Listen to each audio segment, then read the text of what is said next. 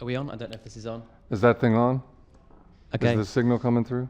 I think it is. Yeah, certainly recognise a great deal of what you're saying from personal experience. I'm a musician as well, and yeah, it's amazing to hear many of the things that I've come to feel as well, sort of voiced so eloquently and so clearly as well, because it's many things that I recognise as well, and it's sometimes nice if you are in the third one you mentioned of the very isolated, or was that the second? The very isolated writing state, where sometimes it's easy to imagine, I'm sure whatever you're doing, but that you're alone in the world, and that whatever you are going through is uniquely difficult in whatever way it is. But actually, yeah, hearing others articulate the experience as well, it's a good reminder that that's not necessarily so. Yeah. So is it your experience as a creator? You're an artist, I know, and a musician as well. That's right. That the isolation, and I mean, obviously the one component of that is that creativity is an introverted event and an introverted act. But what has brought you here today? Like, why were you interested in coming to be present for the Something from Nothing? Was it the fact that there would be other people here and that there's a social dimension to it? Meeting everyone else here, I think, was the... Yeah. I guess for me, the writing and the creative process is just one part of trying to reveal more about my life and the experience of things, and through the creative process and through things like that is also a great excuse to delve into those places and find out what you're made of and what it is. So coming here felt like a part of that approach of just trying to uncover what it's about. It's actually a big part of the reason why I've written in the past and turned to writing, is because it's an excuse to go to those places that some other fields and other experiences don't offer. Yeah. So because you never know what you might find, and if you look inwards, like you say, you can sometimes surprise yourself with what comes out. Yeah.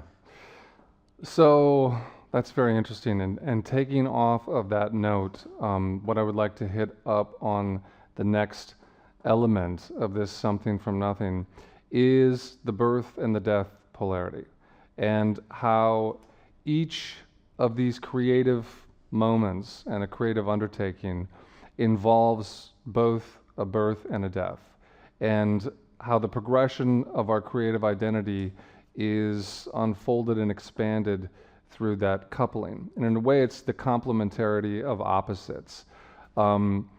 So, for instance, when I was with my father passed away a few years ago, 2 or 3 years ago, and I was with him through the last 3-4 months of his life as he was going through the last stages of passing. And something really interesting transpired in those last few months. My dad, for his entire life, basically was a conservative Christian, and myself as a carnivalesque Buddhist practitioner, you can imagine that there was a good bit of tension and a good bit of confusion and misunderstanding. And that was something that was always hard to connect or transcend with language. We had a lot of conversations, hours and hours of conversation over years and years of him trying to understand why and how I had become a Buddhist practitioner, and me trying to understand his worldview as a conservative Christian, and really not having a satisfying resolution to that divergence.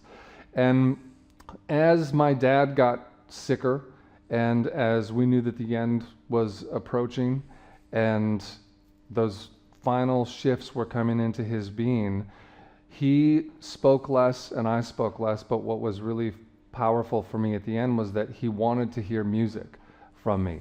And increasingly, toward the end of his life, our time together was me just spontaneously writing music as he was there on his deathbed. And it was all purely in the moment. I was not playing pieces I knew. I was just spontaneously writing. And what emerged, the something that emerged from that nothing, was the first time that there was this very peaceful and healing voice in the room. The music became the voice, and it said what both sides of us needed to hear, and it made peace with those two worldviews.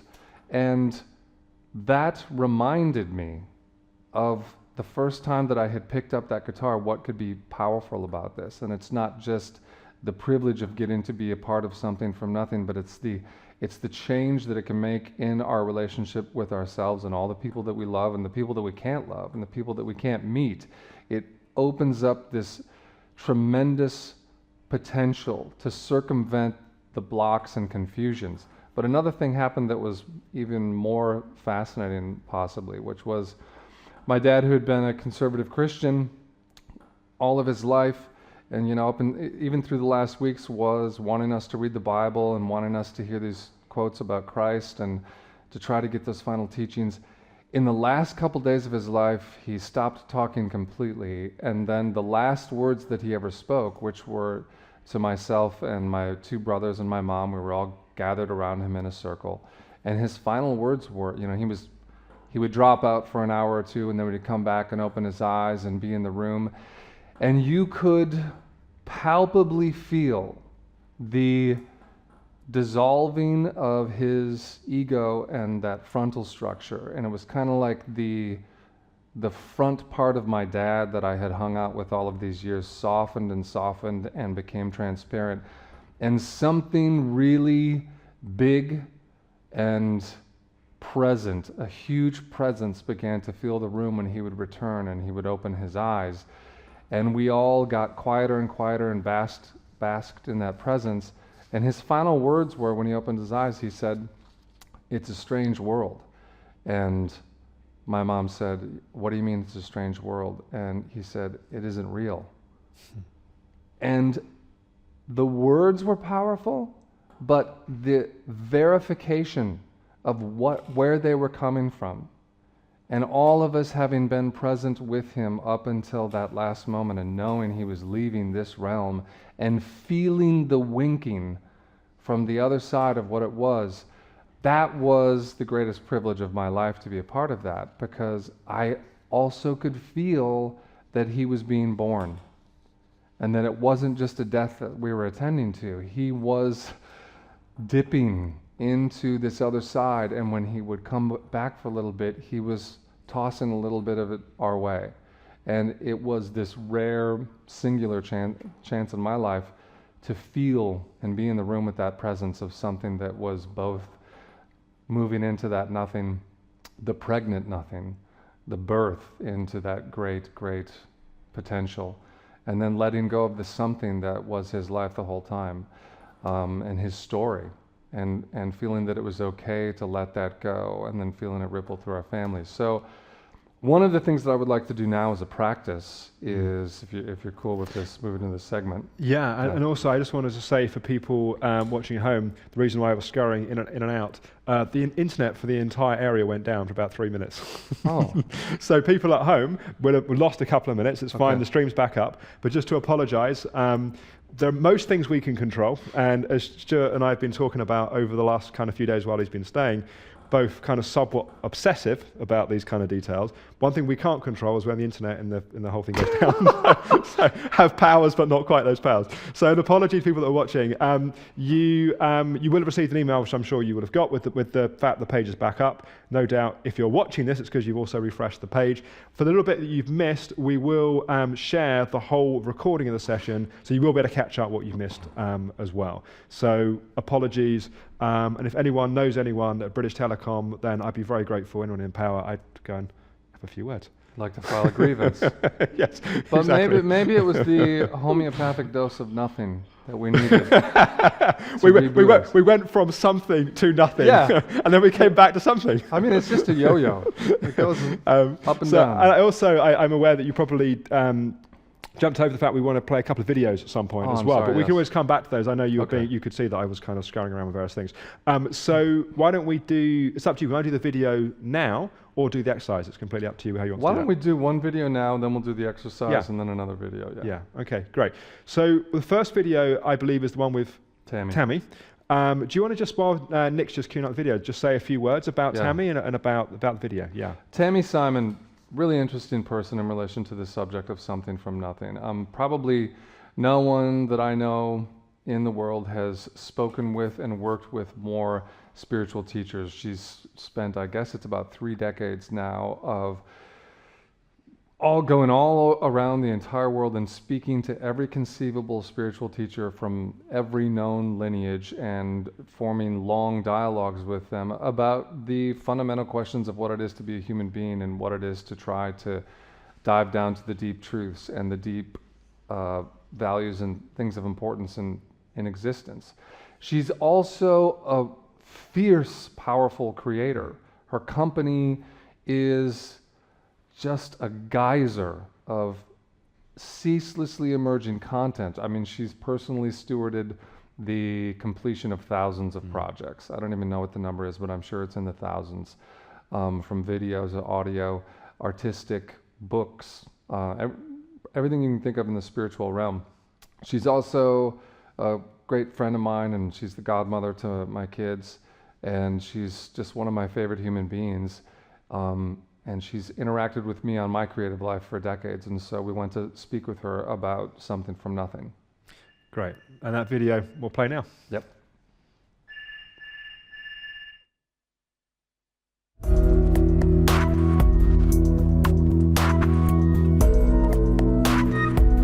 I'm wondering about creativity or art as maybe its own particular kind of lineage, maybe the primordial lineage. So what I found in my own life is that I did a lot of Zen and other esoteric practices, and then in the last few years have begun to recontextualize or revisit my own creative practice as maybe the primary spiritual one. Before there were civilizations, religions, or any kind of lineages at all, there was this tradition in humanity of pulling something from nothing. That's how we got phonemes, words, civilization, culture. So my first question is, as someone with such a great and deep understanding and encounter with all these traditions, do you think that creativity, that process of bringing something from nothing, is its own kind of primordial lineage? And if so, how is it distinct from the others or special? So I might reframe the question in the way that I answer it, which is, in my view, there's a process going on, which I like your languaging of that, something from nothing. That process is being in, you could call it boundless space, emptiness, void, or you could call it the fullness of presence and resting in that fullness of feeling. And from that, something emerges. An inspiration of some kind emerges. There's some unfolding process that's incredibly original if it came from the depth of either black space or total, beautiful, bubbly presence and completion. Either one, however you want to describe it, within either aspect. So to me, that process is the same process in creativity, in the making of art, as it is in deep spiritual practice. So it's not like one is more primordial than the other, or that they're even distinct. The meditator is using their body as the instrument. This is the instrument. I am tuning to my deep felt sense, and something is coming from that. Some way that I want to give, some way that I want to love, some words that I want to say, a business that I want to make, a project of some kind, anything. The artist may not say they're sitting in meditation posture or sitting in zazen. They may be going for a walk, staring at an empty canvas, staring at an empty page, whatever the artist is doing. But it's the same process. So what I'm saying is that I believe that deep spiritual practice and artistic creativity are actually en route the same archetypal process, just using different media and mediums. Where is it coming from? Like if you follow that thread all the way back, are we talking about going from gross body back to subtle to causal? Like what is over that threshold, that event horizon? Where is something coming from? Right. What is that nothing? If we could call it anything, if I could tell you where it's coming from, it wouldn't be nothing. I would be putting a reference point on it. I'd be giving you the map. I'd be giving you the longitude and latitude, and it would be something. By its very nature, it doesn't have a longitude and a latitude. It doesn't have a place. It doesn't even have reliable descriptors. That's why you fall through the crack, and it's literally nothing. And to me, what makes a great meditation teacher, a great spiritual teacher of any kind, is the same thing that makes a great artist, and it's that quality of originality, of freshness. And you can feel it. You can feel that there's something, if it was like fresh water and it was coming from a well, it came from some geyser that was so far down and deep that, you know, it has that quality of freshness. It's come up to the surface now for the first time. It's not regurgitated or recycled. It hasn't been sitting in some weird stagnant pond that thousands of people have been drinking and spitting back up into and then saying it again and again and again. It comes from this mysterious geyser. So it comes from mystery. No location.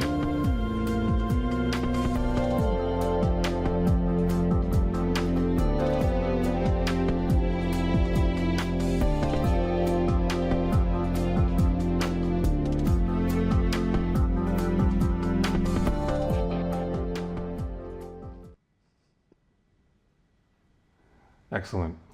So, love what she's describing, and again, she's reinforcing that coupling, not exactly synonymous, but nearly synonymous between these esoteric or mystical practices and what happens when we engage in a deep creative process. And so, what Something from Nothing is about here today, and what our tribe and community is about, is not only participating in that mysterious, powerful process of something from nothing, but making something meaningful from nothing. Specifically, something that is so significant and valuable that it could change how you view and perceive your own time on the planet. And that's the reason that I wanted to share a bit about my dad's passing and how death informed my own perspective on being an artist and a creator, and what the ultimate value of this is. And I think the way that death is brought in as a reminder and a teacher is something that I would like to go through now as a bit of a practice. This is one of my favorite things to do, and it's called practice dying. And I did tell these guys you won't do anything that was going to be too scary with them. You don't. And suddenly you sit here and go, "We're going to practice dying." That's why I didn't call it actually dying. This is just practice dying. And the door is locked. There's no way out. Welcome to your cushioned coffin. So yeah, this is, it's another one of the myths that I think we can dispel is that there's a pejorative charge to the word dying. Do we really even understand what death is as creators, as artists? As I said, when I was with my dad, and it became so strangely clear to me that he was also being born, and that the presence that was filling this room was one of the most generative, loving, mysterious encounters I'd ever had in my life. That's death. Death is intrinsically, inextricably linked to the creative source itself. There's nothing that can be brought into being without death. Every birth is a death. Every death is a birth. And so that's what I'm getting at when I say let's practice dying. So to begin with, I just want us to start with a minute or so of basic meditation. So if you're at home, please join us in doing this. You can just remain seated just as you are. You don't need to be in the lotus or anything. And if people have never meditated before, we don't have to do a whole thing on meditation, but just maybe 30 seconds of they could literally just close their eyes and be quiet, for example. They could, yes. What I think that I'll do is a little bit of a thread to follow in this meditation. Great. Is just let people focus on their breath. So this is one of the most simple, basic forms of meditation, and it's just a way to return the focus of your mind onto the wispiest object in the universe, which is your breath, an invisible item that is nonetheless totally internal to you and immediately accessible. So you can soften your gaze, let your eyelids fall down about 2/3. You don't want to close your eyes completely. There should still be some light coming through from the room, so you have contact with the outside, but your focus is softened. You're not looking at anything in particular. Just let your eyes rest somewhere out in front of you, about 6 feet. And put your focus of your mind onto your breath. Allow your breath to come in through your nostrils. Follow it with your attention into the base of your belly. As you inhale, you pause for a moment at the base of your belly, and then just follow your breath again with your attention as it rises up through your plexus, out your throat, out your nose again. And count 1 when you exhale.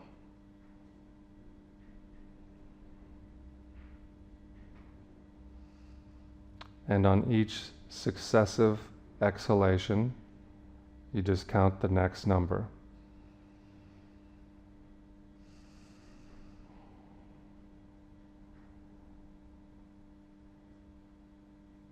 And we'll go to a count of 10.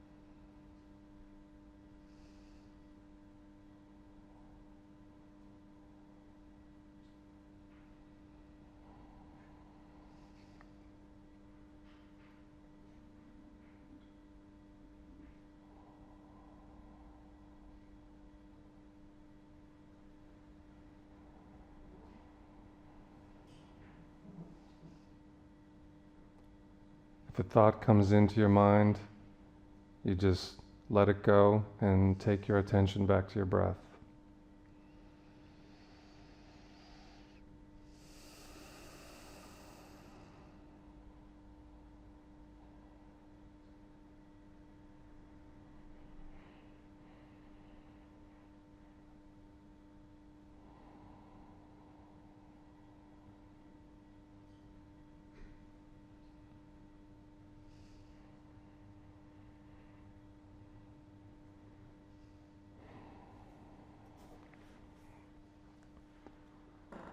Continue breathing, just like that.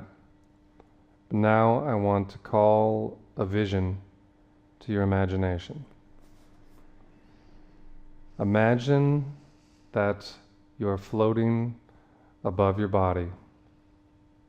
There's no trauma, there's no tension, but you're a witness to your own body. You're the age you are now. Today is the last day of your life, and you've just risen above your body. And your awareness is relaxed and clear, but it's apart from that physical vehicle. And you see your body resting. As you feel and see your body resting, a life review begins in your mind's eye, above and around your body, beginning with a memory from your imagination or from real life of being in the womb, the first physical experience of having a body, but being inside another body. Whatever you remember or feel or imagine around that.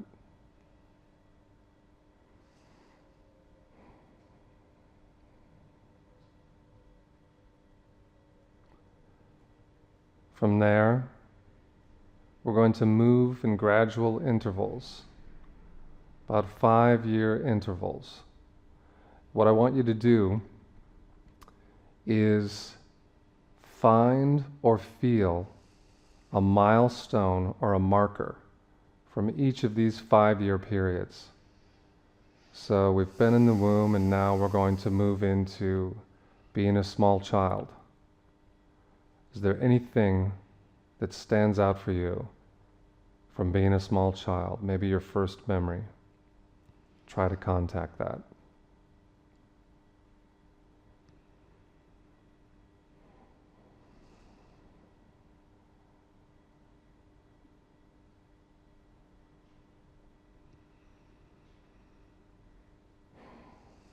Be sure to connect with the emotion of each of these memories or each of these imaginings. Let's hop forward about another 5 years. You're still a child, but you're older. You're in school, somewhere between 5 and 10 years old. What memory or milestone stands out?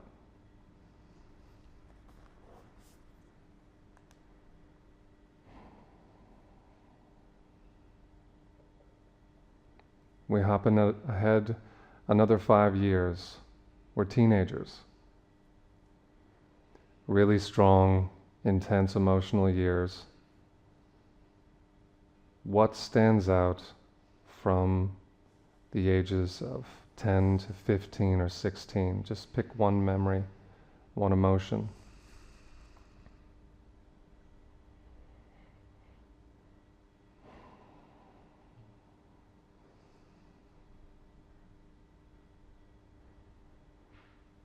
Now you can feel this pattern continuing forward. You're 20, early 20s, whole different phase of life. What milestone stands as that marker?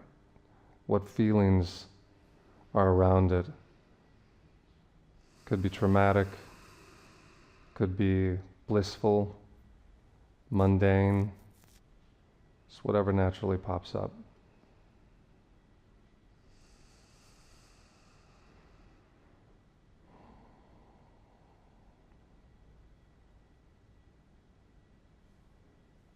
Let's hop ahead now to late 20s, approaching 30. Some of you might be younger than that, and that's fine.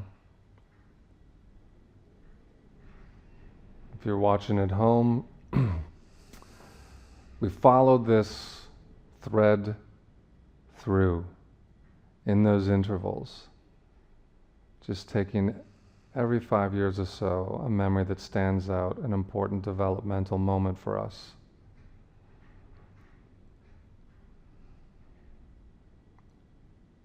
Take a few more. Fast forwarding, approaching the age that you actually are now.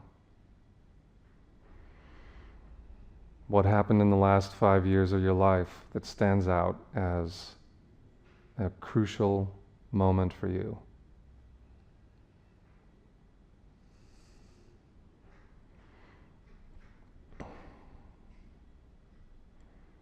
Now just take a few moments to replay that series of images, those series of moments. Recollect them in this micro life review. from the womb, through your childhood, your teens, your 20s, forward until the last 5 years, the big moments for you there. And now return your awareness again to hovering over your own body and looking down on it. Most importantly, keep contact with those feelings that came with those moments, those highlights, some of them beautiful and wonderful, some of them traumatic from your life.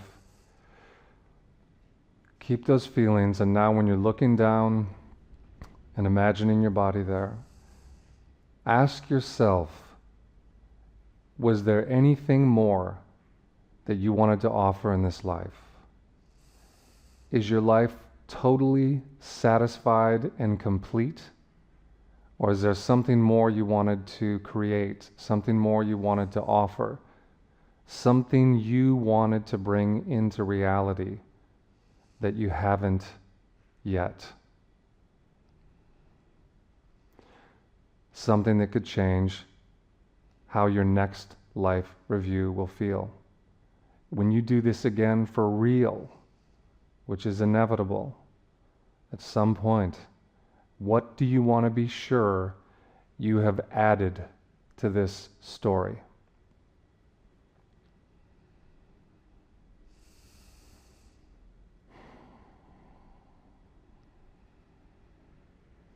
Okay, let's open our eyes, crawl back into that body, animate those muscles and ligaments, pump the blood. You have actually been resurrected. You are resurrected entities. So, what I love about that process is that, number one, it's universal. There's no one watching who's not going to die. But number two, we just got resurrected and we're still alive. And when you feel the inevitability of your passing with the pregnant possibility of your living, that's the intersection that is the perfect place to find out what is the something you want to bring forth from nothing. I really believe this is one of the most important things we can do. And your story's not done yet. You're the author. And this project, these 6 months, are about taking claim of your place in this lineage. Knowing that it's your birthright to be a creator, knowing it's your nature to be a creator, and knowing you still have time and options and resources to make this thing that is critical and indispensable to your soul and your unique self. And that's why we practice dying. Beautiful. It's also, I wonder if it's worth saying something as well around the feeling that comes when you contact what it is, that whatever it is, the thing that's ours to birth and ours to bring into life. It's like there's something about the level of aliveness. I think that kind of talk about practicing dying. Something about the sense of aliveness that we experience when we're on point, when we're doing what it is we're meant to do. Yes.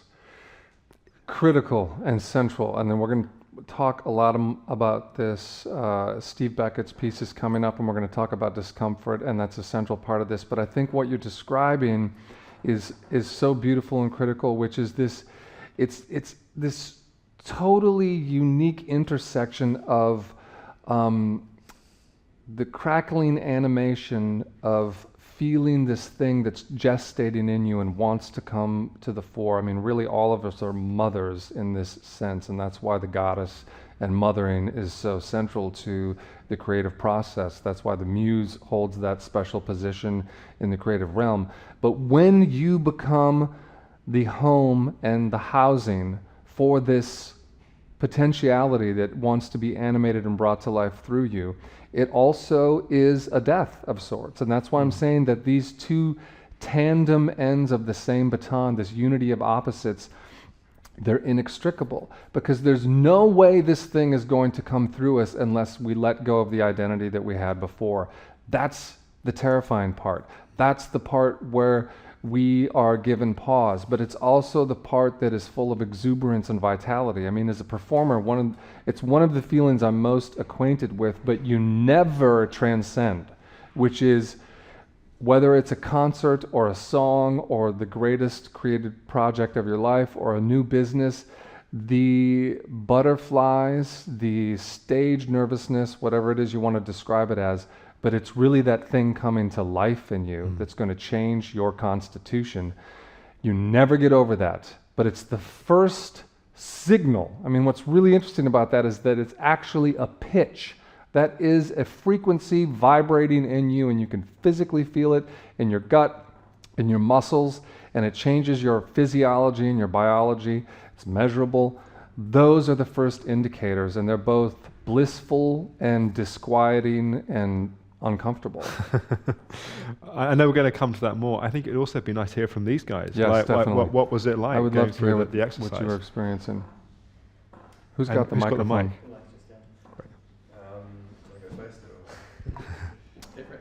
Please, Kingsley. You just hold the mic up there a little bit. That's great. Yeah. Thank you.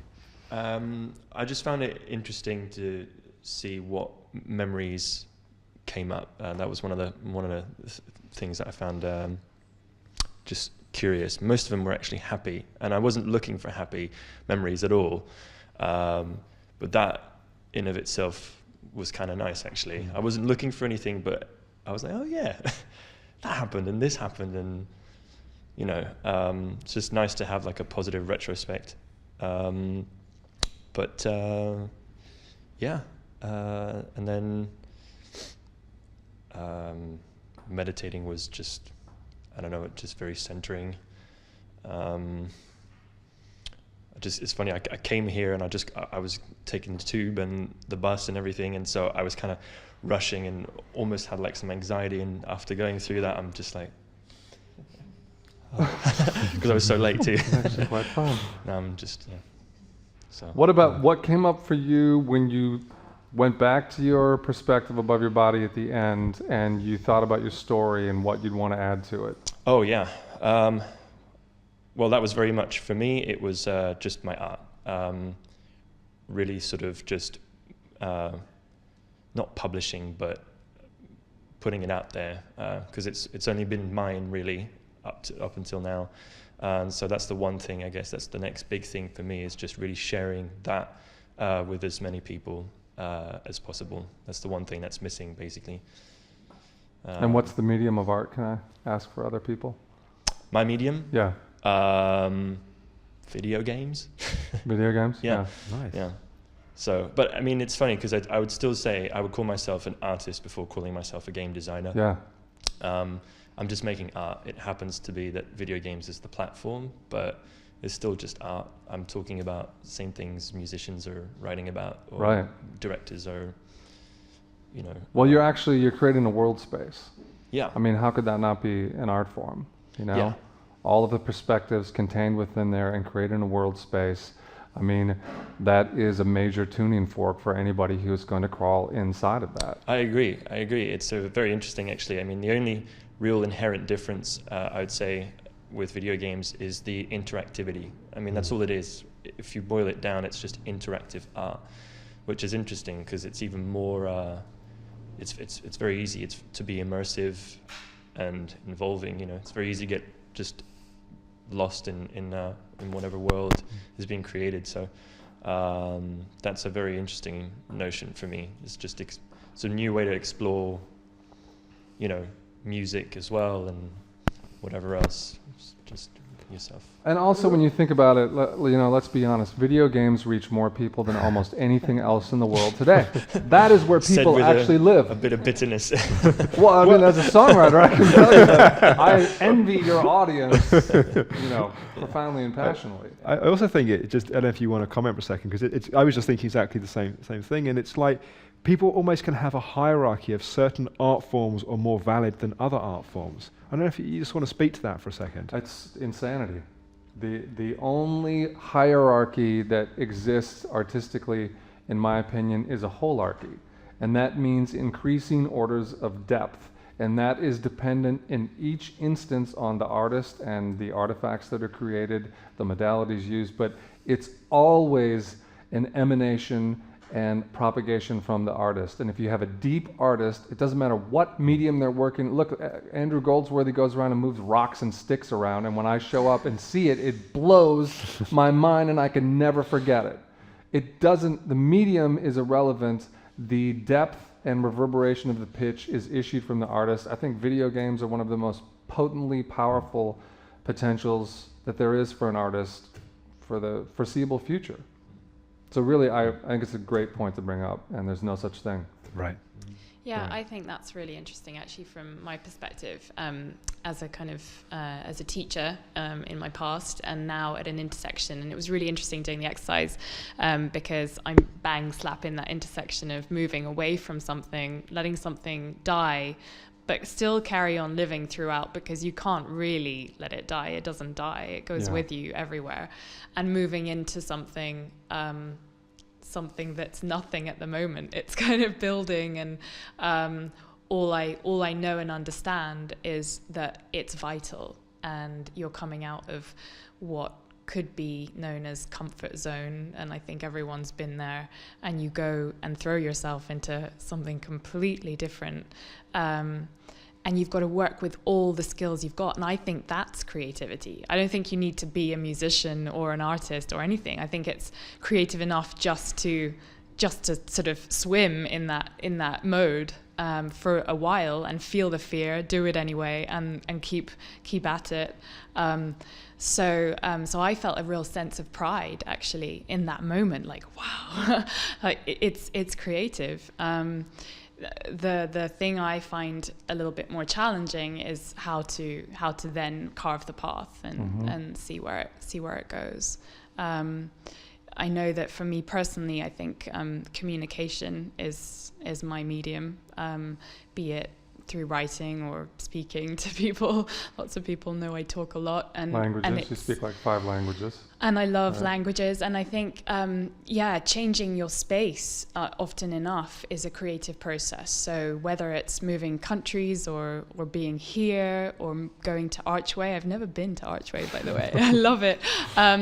Changing your space and adapting to that can help with all sorts of really deep phases of your life. I mean, I can imagine when it comes to actually dying, that's changing your space in every possible aspect. So, yeah. That's totally fascinating. You know, I have 2 things that I just want to bounce back for you before you hand that mic away. Okay.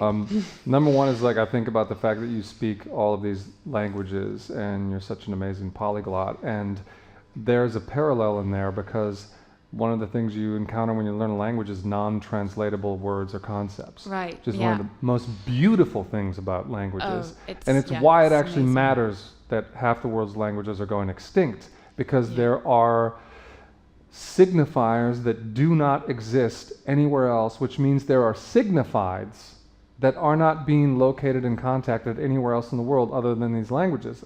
And so when we lose a language, it's very much equivalent to losing an interior section of the rainforest. An interior section of our collective ecosystem vanishes, and we never get that back. It is unrecoverable. And I think how that fits in with something from nothing is that that's what each person is. That's kind of what I'm driving at with the fact that there's something in you that doesn't exist any other person, any other place in the world. And if you don't bring forth this project, video game, book, new business, technology, you might, whatever it is, then it will be lost by not being manifest or incompleted or whatever. And I think that is a truly critical item. And so part 2 of what I would like to ask you from that is, what came up for you when you were doing that practice and you came back around to see your body at the end and you wanted to fill in what is next in your story? What were the things that came up? Oh, right now, you mean from now, from this point, from here forward onwards, is to creatively communicate. it's vast. It's not particularly focused right now, but that's where I want to go. And whether it's through, I love writing, so I want to take that further past my own personal pursuits, and just learning better how to understand people and communicate better.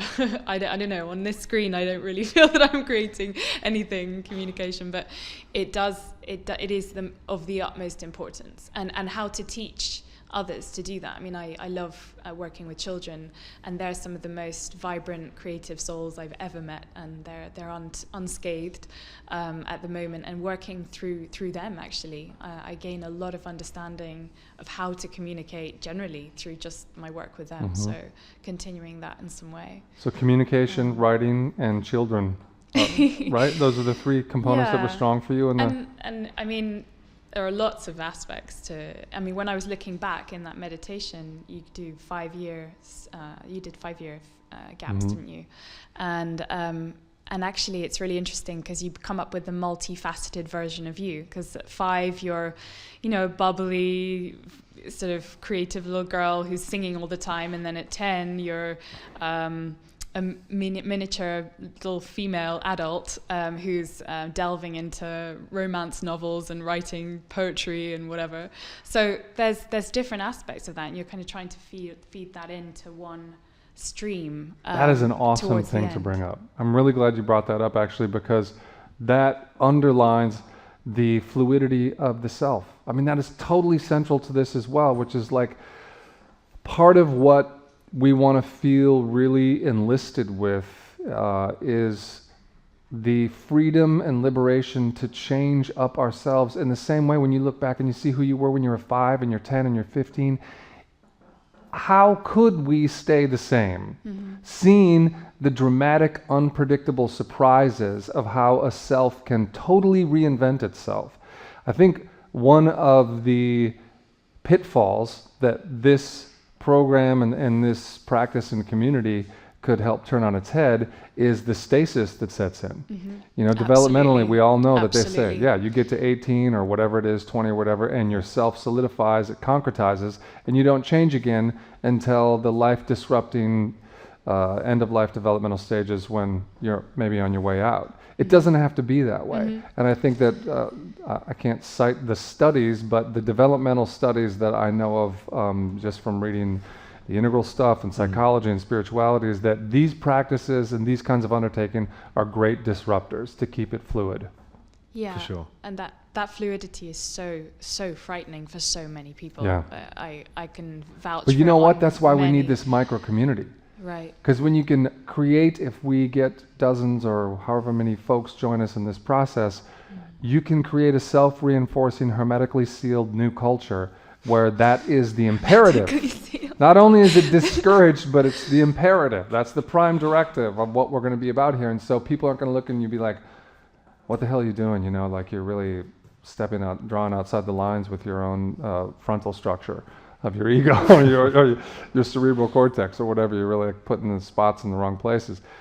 In this instance, it's the other way around. And so I think to get back to one of the negative sides of functioning alone and being an insulated or isolated creative person is that you don't have the positive reinforcement and backup forces to have your back when you have to go back to the office or you got to go to the family reunion and people look at you like, what are you doing? Like, get a job, hold down an income, toe the line, and be a widget.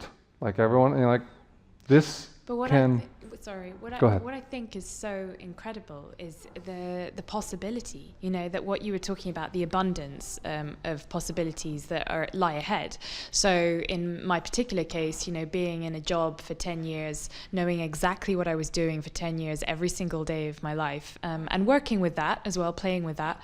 And then the other side of that, and actually exploring, and the exploration process doesn't need to be the decision-making process either, at all. It can just keep exploring until you're dead. Exactly. And that's okay too. I think it's the acceptance of that. I'm quickly learning that it's the acceptance of that, really. Sorry. Totally. I was just going to share something else about in relation to the dying exercise. on exactly that point. Just that I was surprised when I sort of was coming out of my body at the end, looking down at how fine I felt with dying. Just still loads to do, but I don't want to feel like there's whilst there is always more to do creatively, and it feels like a process, basically, kind of what you were saying, that it's ever changing, but it's a process, not necessarily that there's a thing and then I've got to get it out, as if that's an end in itself. It's a ever continuing process, that obviously only will stop if you give up or you die. But it's in that sense, it's just a process. So that was kind of all I wanted to share.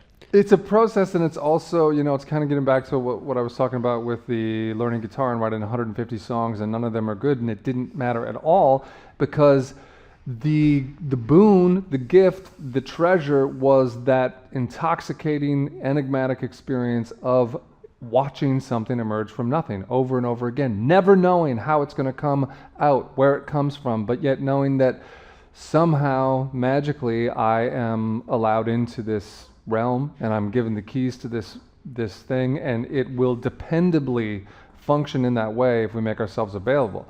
And I think you're right. To be hovering over your body, a lot of folks might feel that it's morbid to circle around death in this way, but I really think it comes back to a fundamental reframing. Do we actually know what that even means? Do we know what is, unseen and waiting for us within the death process? And everything is a death. We've died to the first hour of this program already and moved into the birth of the second one. Like every morning, the internet literally died. We literally killed the internet and resurrected it. But I loved what you said about having that feeling of peace, because there's nothing in me that's wanting to invoke or cultivate anxiety around death. I'm just saying that the broad spectrum of how it applies includes the fact that every morning that we wake up, there is something shifting and different about us. It includes the fact that our 5-year-old is gone, but we can still see and we still feel the inclusion, and our behavior and who we are is informed totally by that 5-year-old. It's transcended and included, as Wilber would say. And so even though this progression of births and deaths is transpiring, we include the sum total of the cosmos. I mean, as we all know, we're stars, man. We're just totally spit out from the furnace of those novas. Every single component in us came from the death of those stars. Look at how Bowie left this world. I mean, I'll never get over how beautiful that was.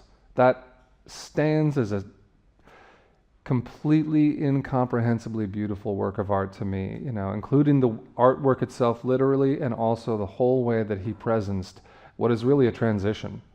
It's really, all of these are about transitions. It's about birth, death, but our transitioning from the place that we are now into the one that's coming down the pipeline, which is going to be birthing these great projects, whatever they may be.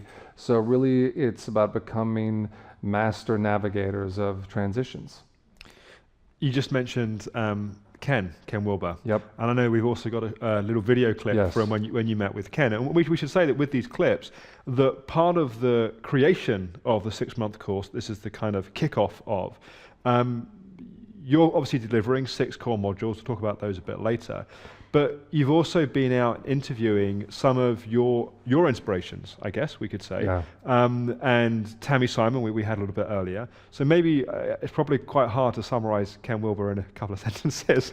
But just say a few words before we come to that video. Well, concisely put, he's one of the greatest philosophers of the last century. I think that's just generally undeniable. But he's also an interesting cat because he's a popularizer and an integrator. And so he isn't just a philosopher. Part of what Ken does is he takes every existing system and methodology on the planet and he gathers them under one umbrella in one framework and illustrates how they relate to, support, and reinforce each other, what their distinct talents, offerings, and gifts are to the world, and what their shortcomings are. And in a nutshell, he's pulled together the sum total of human knowledge and cohered it into a digestible system that hilarious as it may sound, you can apply in your own life immediately to help you unpack, augment, and amplify your own being and your own life and whatever it is your areas of passion are. Beautiful. That's Ken Wilber. Beautiful. So we'll play that video now.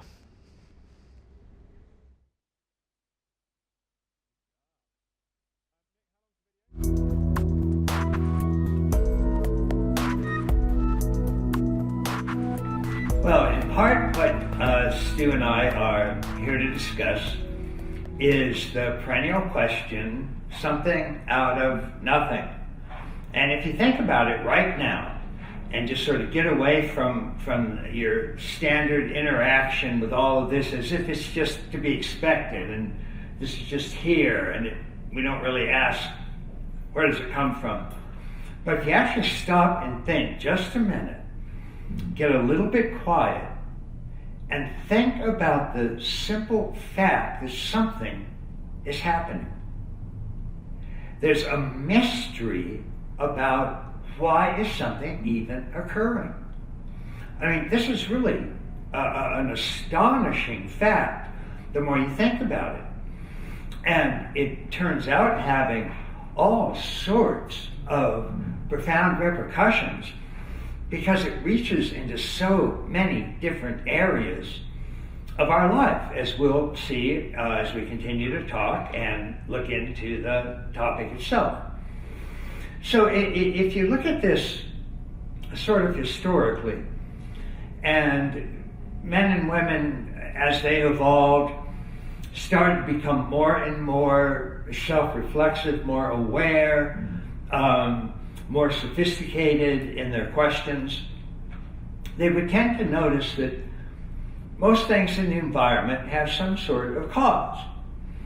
So this chair didn't just show up directly out of nothing.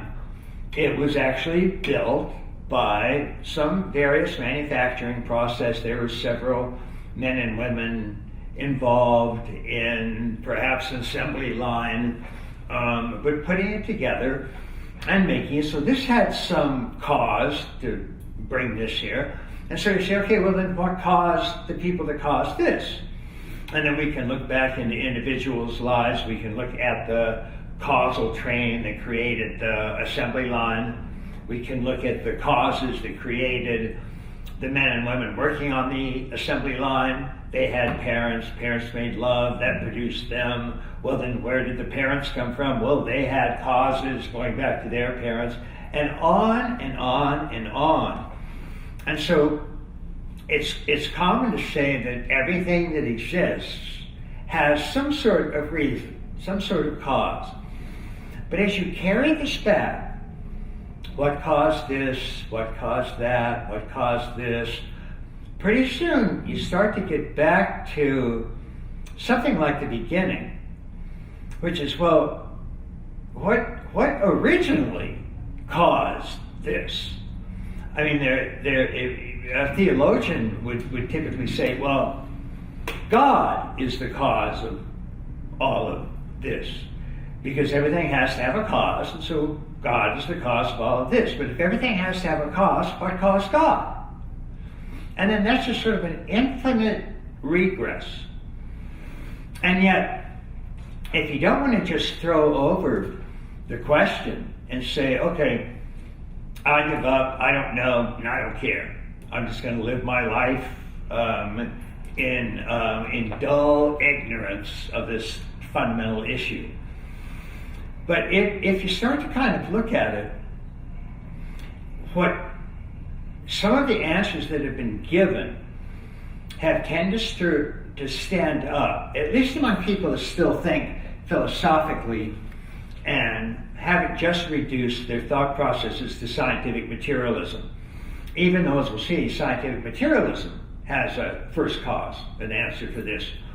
But the idea is that in this string of cause and effect and cause and effect and cause and effect, at some point, and however far past it goes, right now we put it around the Big Bang, but at some point there was a first cause. There was a cause that itself set everything in motion. but itself was not caused. And this is generally, by most of the great traditions around the world, meditative, contemplative traditions, this first cause is maintained to be things like absolute being, ultimate reality, pure Dharmakaya, absolute Godhead. It's simply the unmoved mover. It's the first cause. It's the cause that sets things in motion, but it's not itself caused. Itself is just pure spontaneity. Because if there was something that caused it, that would mean there was something outside of it. And therefore it's not absolute. So the absolute, the general response has been, it is just simply the end of the line, and it's where, since we say, well, every cause has to have a cause itself, and then that has a cause, and that has a cause. Those are all relative causes. At some point you just stop and say, okay, there's an absolute cause. Whether it's at the Big Bang, whether it's at some sort of theological, whether it's a Buddhist pure emptiness. But at some point, there's this creative, vast,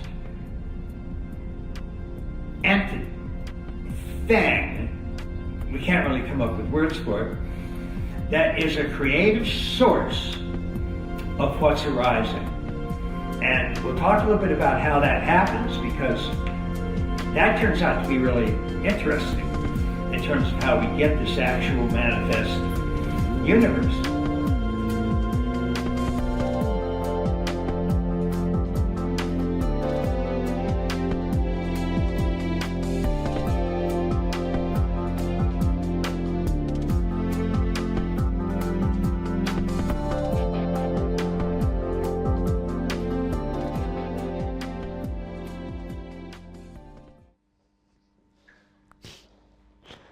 All right, we're back. Excellent. More bald guys. Bald guys on screen. Is that basically the kind of the deal? If you're male and you're a genius, you have to shave your head? Well, that's what I'm trying. I'm hoping to appropriate that premise. Okay. Well, gentlemen, we need to go to the barbers after this, right? I'm a genius. Props. I stand around. Your mic's not plugged in. My mic's not plugged in. Oh, it is plugged in. Sorry. Can you hear me okay? You're plugged into the wrong one. I'm plugged into. Oh. Hang on a second. I'll do a link. Sorry, guys. There goes the most I think. So, No. that was the most profound thing. Moving on. No. So. So yes, Ken, wonderful. We're speaking about bald men, and I mean that recapitulation of something from nothing that he just gave us, actually through the last 5 minutes, I think, is one of the most amazing, beautiful, concise summaries, and really hits it on the head. His whole body of work is, 30 years and 15 or 20 books doing a much more elaborate, great scaffolding of what it is we're discussing. But there's a complementarity there, because I think he really works on a kind of academic, philosophical, more cerebral map-making side. And what we're up to here with Something from Nothing is a little bit more of a gut, emotional, internal, well-digging into our own source. But one of the things that I think is so interesting is that the creative process and the ingredients that make up that creative process, whether it's academia, whether it's music, whether it's business, whether it's parenting, like the ingredients of that are the same. Yeah. Even if the medium is completely different. Exactly, and that is really what's fascinating about it, and he talks about that as well. We filmed a lot of content with Ken. It's all going to be available. Interestingly, his work is probably the #1 influence on my creative life, more so than any other songwriter, more so than filmmakers or other folks that are in mediums closer to me. When I read Sex, Ecology, Spirituality from him, it detonated and utterly altered my creative life permanently, and in a beautiful way. It cohered and articulated many things that had ruminated in me for a long time that I couldn't quite put expression to in an external form, but that I was feeling emotionally. So it really helped me make sense of my own internal world in a way. And to transition a bit, it also helped me make sense of my own discomfort. One of the things, we were speaking earlier about myths and busting some of the myths around creativity and old romantic notions that we can dispel with. And Ken speaks at length in our talk later on about the inverted nature of why we think artists are messed up or full of chaos, or why artists are often depicted to be dependent on altered states, drugs, alcohol, the whole romantic notion of like the rock and roll thing, or whatever you want to imagine that. Crazy painters, they all have their own variety of it. And Ken was saying that our culture or our notion of artists is that the artist is invoking the muse or is mitigating the intensity of their own, like they need those drugs and alcohol in order to create.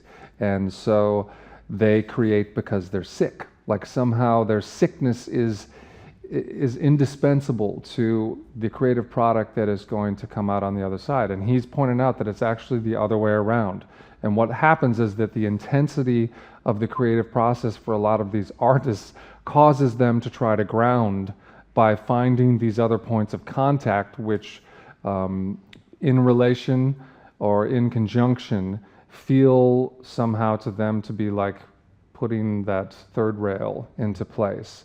And his approach and what he offers with a set of tools, and one of the ways it's been most useful in my life, has been introducing, first dispelling that myth and then introducing what the positive alternatives are, which, one of the things that we just did, that little meditation practice, is an example of that, but there's also all of these other contemplative practices and a menu of techniques and methodologies that we get into in depth in Something from Nothing. One of our core modules is state training. And so I think that I just like to say in appreciation for Ken's work that he has helped me re-mean my discomfort or anxiety or just the simple physical, somatic, emotional intensity of creating, see it for what it was, and then introduced a host of new technologies. Really, each of these things is a kind of interior technology that's available to us.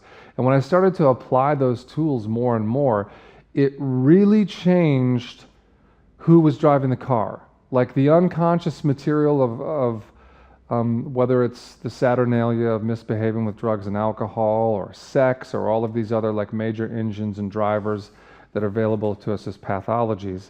Instead of them kind of steering me through my career path, it switched, flipped upside down, and they became like more like employees or voices in the choir that I could conduct. They didn't vanish or disappear.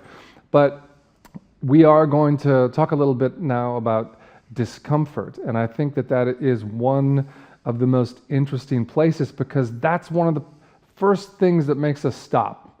Like we've gone through this process so far of identifying this primordial lineage of something from nothing and claiming our place within it, and then through the practice of practice dying, identifying that there's more to our story that we want to create and we can be the authors of it. So the question is, why haven't we done that at this point in our life? Up until now, why haven't we just seized the mantle and rushed forth?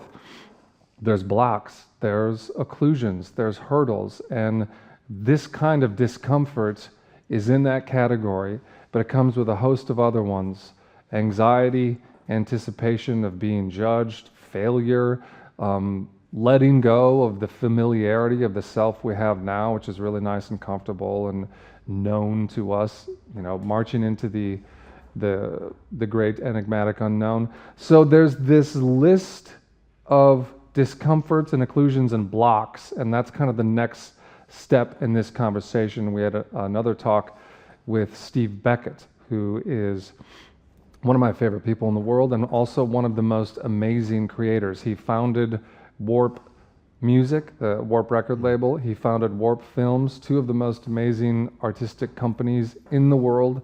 No exaggeration to say those two companies have a reputation that's almost unsurpassed and unexcelled, and they are loved and respected both by artists and people in the industry. They've done well commercially. their artistic integrity doesn't come at the expense of commercial success. He has really struck a balance that's brilliant, and he's kind of universally loved. So it was a real get to get him. But on top of all that, he's an integral coach, which is a totally amazing curveball to kind of out of that whole thing. It's a fun story. I was on a spiritual retreat hanging out with someone, and they were like, my spiritual coach is Steve Becket. And I said, that's funny, there's a guy named Steve Becket who runs Warp Records and Warp Films. And they were like, yeah, that's my spiritual coach. And I was like, I don't think that's your spiritual coach.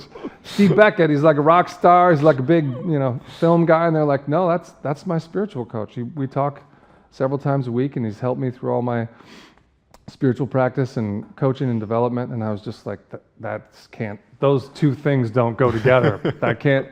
Well, we made a bet and I lost, and it turns out that Steve Becket was his spiritual coach. And so that's how I met Steve. He said, yeah, I know him, and I'll introduce you to. So we talked to Steve about something from nothing, and specifically in this clip, he describes discomfort and how to move through it. Great. We'll play that clip now.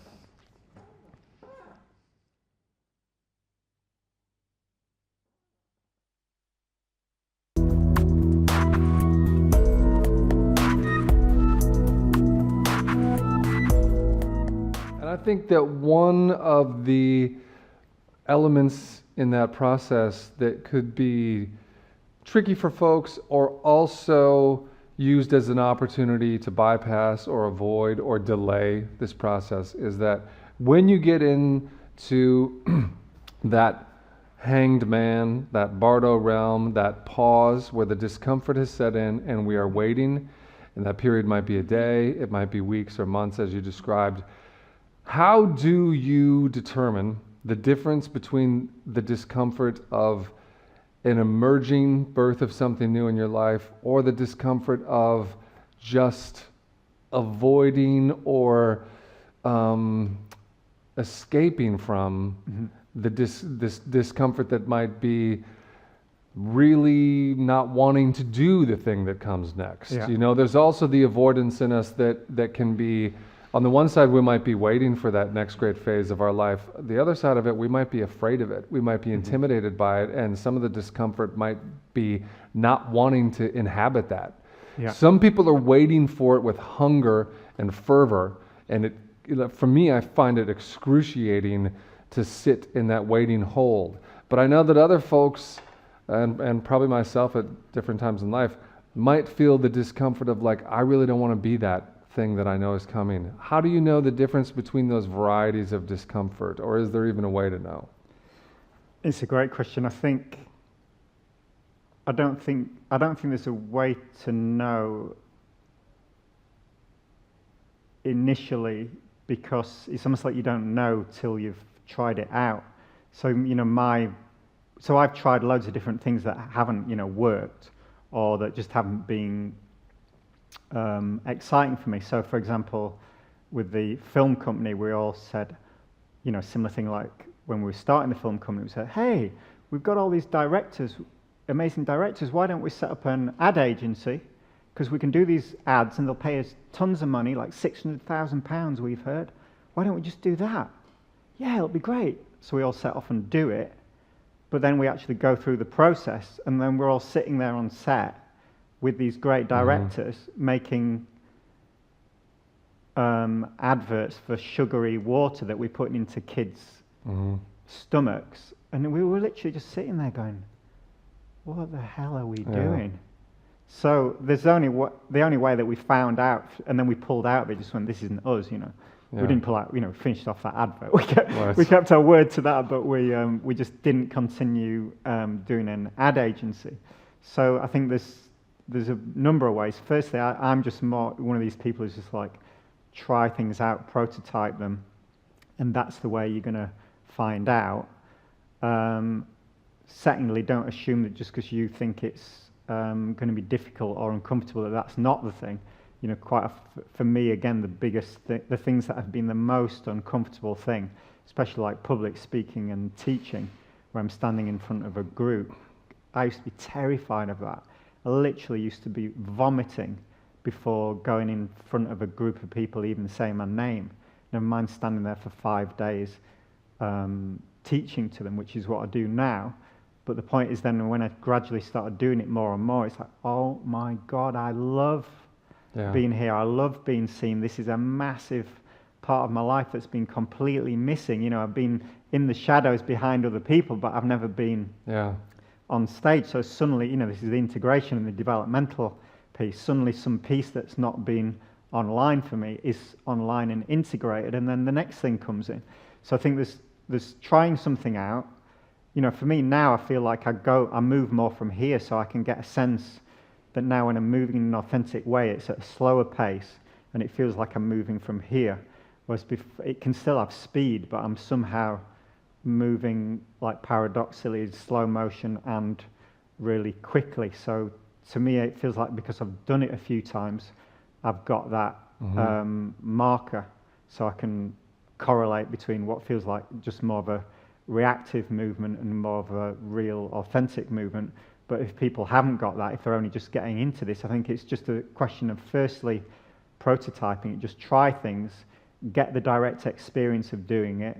This is either like, yes, this feels fantastic, there's energy coming from it, take the next step, or like, no, this feels like shit, I'm going to step back, get into the death zone and see what's coming next. I think that's one position. I think secondly, you know, just get into relationship with people.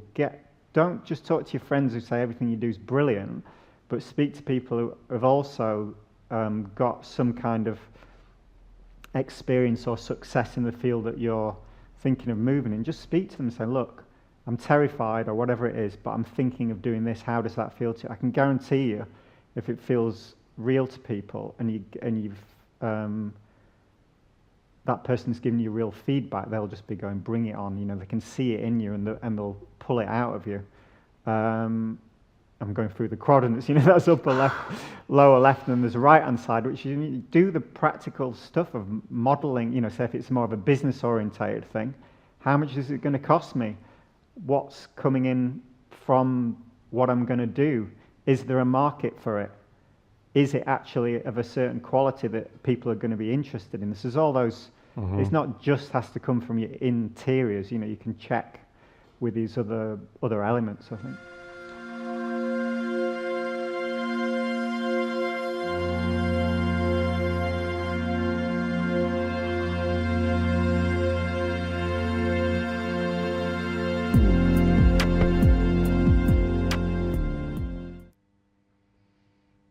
So I think that pretty perfectly encaptures some of the kind of the struggle that goes on.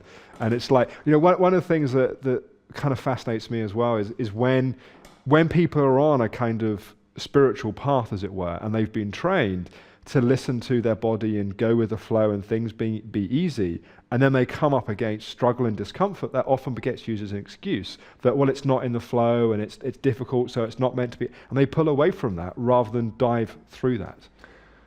Spot on. Like, I just love what Steve was sharing about vomiting and throwing up for all of those months and years. He knows in himself that he needs to become this figure who coaches and who leads these groups and helps people along their transformative path, but he's completely seized with introversion and a terrifying, disabling fear of being in front of people. That's his gig. Like, that's the discomfort that dude is facing of like, I know I have to do this, work with people, be in front of groups, public speaking. It literally makes him puke his guts out every time he does it. And he keeps doing it and keeps going back. By the way, he doesn't need that gig. He's already started 2 successful companies and hit it out of the park. I can't tell you how much I love the fact that it's like at that point in his life was when he decided he needed to do the most uncomfortable thing that was magnetizing him. Because something was birthing from nothing that needed to come forth. Exactly, and I think that is what's really interesting about his describing how he verifies something, how he knows whether the path that he's going down is the right one creatively. And it's not whether or not there's discomfort or whether or not there's ecstasy, because really, actually, they come in equal measures oftentimes, and They alternate. It's not all the dark discomfort. Sometimes it's totally euphoric to be doing whatever you're doing. But either could happen. And neither of them are the way that he confirms or denies that it's the right path for him. How he confirms or denies is the results. What is the feeling and the reverberation after that event has taken place? So it's not like, am I puking before I'm going to speak in front of people? That's not where he goes, that's how I know or not. It's not even when he's speaking in front of those people necessarily. It's the result. It's the empirical data, so to speak, that he pulls from the experience. And he says, unmistakably, he knew that speaking and being done with speaking and feeling what emerged from that, the something that came from that nothing and that void, was undeniable to him. He knew that's how his life had to go. And yet, knowing that and experiencing the post-coital glow, so to speak, of those events, did not alleviate or diminish his puking next time. Same thing. Back to square one. Like, I think that is such an amazing encapsulation of how this process works when something really important is transpiring. And this is the difference, again, as he pointed out, between don't just make something from nothing, make something valuable from nothing. Make something really intense that is going to put you into an undeniable situation where you are stretching, growing, you're changing, and you're giving birth to that kind of significance. And so I think that, first of all, I'm just really inspired by that. And then second, I would love to hear from you guys here with us tonight, gentlemen and ladies. What are some of your blocks? Like, what are the obstacles and occlusions that up until now have stopped you or slowed you down? You know, could we make a little list going through the group of some of the greatest hits of obstacles?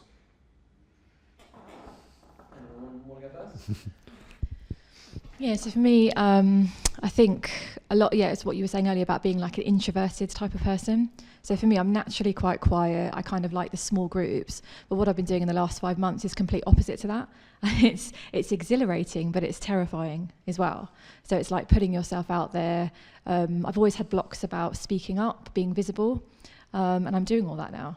But I was sort of thinking, I was going a bit crazy a few months ago, thinking, why am I doing this thing that I, like, all my whole life I've been terrified of? But as you said, you know, there was this thing of like deep within you, there's something that needs to come out, and it feels like bigger than you. So it's like now I'm just kind of trying to go with it, and it's brilliant, but it's scary, really scary. Can I ask you what it feels like physically and emotionally when that creeps like up? a bit like puking. Yeah. It's like to that extent. So I've always wanted to like write and sort of create like groups of people and things. And I did a speaking event in October, and my heart was pounding. I felt like physically like I was going through some sort of trauma. And I was thinking, why am I doing this? I put myself into this position.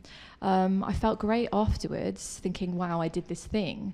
But then I went back to feeling like, shit, I never want to do that again, ever. But now I'm sort of doing it again. So, but it's like, it's weird, because I was thinking, am I nuts, or is it something? But it feels like it's kind of bigger.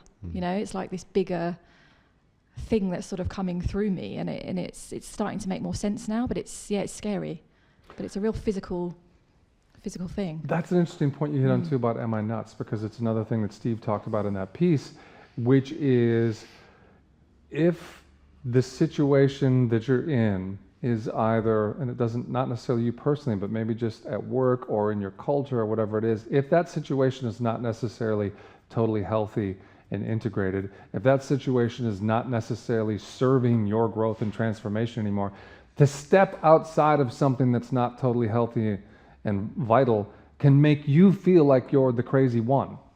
You may be moving into a more profound integrated sanity, a deeper place, a whole new you. It's going to look nuts to everyone has a consensus agreement to stay where they are, or whatever that previous agreement or environment was.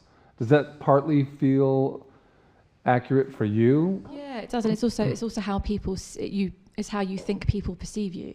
So it's like you've got this identity. So I've always had this identity. You know, I used to work as a lawyer. That was what I used to do. It was very kind of rigid. And then when I came out of that, and I'm doing all these kind of crazy things to sort of other people, it's this fear of like, God, what are people how are people seeing me now? Because my identity is so different to maybe it was even a year ago. This time last year, I wasn't doing any of the things I'm doing now. Yeah. So that's like a big thing in itself. Awesome. So that's number 2 on the puking chart right there so far. We're 2 for 2 on the queasiness. I also, if you don't mind, I want to jump in as well. One of the things that Marie's been doing is creating videos and putting them out on Facebook and YouTube and that kind of thing. And it made me think that when I first started out doing my previous business, doing video blogging, like some of the videos are so bad. They're just so bad. And so people sometimes say to me, well, God, I just couldn't do it. I couldn't start. I say, go and look at, because I haven't taken it off YouTube in principle, because I feel like it's important. I was saying to you, I feel like it's important that people see how bad you can start out. And I'm not saying I'm great now, but I've got better at it, you know? And there's something about that kind of evolution and that just starting where you are that's so important. If you don't go through that pain, you never get better. You don't get the chance. In fact, we also, while Stuart's been in London, did a couple of gigs, and a friend of mine was supporting Stuart and his son, who's 12 years old. If you don't mind, just say a few words about that. Absolutely. It's a great example of just getting started. It's such a great example. So we're doing, I did a couple of shows in London, and one of the gentleman who was opening the shows, his son is 12 years old and is a comedian. He's 12 years old and he's a comedian. I mean, as soon as we heard that, we were like, what? Hold on, stop. Now, your son's 12. Yeah, he goes around, does all of these gigs in comedy clubs. He's been at it for a long time and he's really, really into it. He knows this is his thing. And we couldn't get over. We're just like, he has to come and open the show. He's got to come and do a set. We've got to see this happen. So sure enough, his name is Jasper. What's his last name? Jasper Ryan. His dad's Ryan Spielman. Jasper Ryan. Not Jasper Spielman? No. Okay. Remember Mum and Dad are both called Ryan? So they called the kids, Jasper Ryan. He's 12. We said, can you bring him? Yep, they arrange it. He comes in. I mean, he's honestly, I don't know, he's like this tall and comes in and totally... apparently shy. Like I said hello and introduced myself, no interaction, didn't even say hello, didn't acknowledge that. But, you know, we all gather in the room, sit down, and he walks on stage, and the moment that microphone hits his hand, he's just like, so, let me tell you what it's like. It's just like immediately, physically, emotionally comfortable in his body, totally in command of the room, pacing the stage, you know, acting out all of these characters and sketches and stuff, and it was one of the most inspiring things I've seen in so long. Because, first of all, just to do stand-up is one of the most, you know, tough ways to be laid bare. There's nothing to depend upon other than your nakedness in that room and that microphone and your wit. For any age, people people don't get over that. When you're 70, 50, that is the quintessential fundamental fear of public speaking, but he totally had the self-possessed command of it, and you could tell that he was right. This was his thing. I mean, he was so clearly, naturally, completely himself in that, and I don't know what his emotional state is before he goes on or whatever, but I know that I've been performing for you know, I'm 45 years old. It's been since I was 16. And I still feel the same way I did when I was 16. And it doesn't matter if I'm playing in front of 2,000 people or 2. And sometimes 2 is harder because it's that close and personal. And I totally relate to the puking thing. I totally relate to the physical. For me, gradually over decades, mine has morphed into this kind of generalized weird, like I took laughing gas and ate bad food or something before I go on. Like it's just this generalized tingling anxiety expectation that also has a little twinge of ecstasy to it. But they all jumble together. It never goes away. And for so many years, I would do a huge show and think like, okay, things will be okay now because I've done this huge thing. So obviously I won't feel like a lunatic when I walk in front of 20 people next time in a club.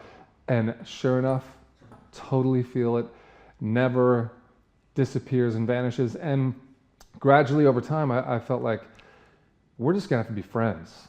I'm totally gonna have to make friends with this situation and with this feeling. And so if I could just jump from that kind of discomfort that we're talking about, one of the things if you could in your head right now here and everyone at home, make a little list, just 2 or 3 in your mind right now of the things you feel and the things you encounter that stop you.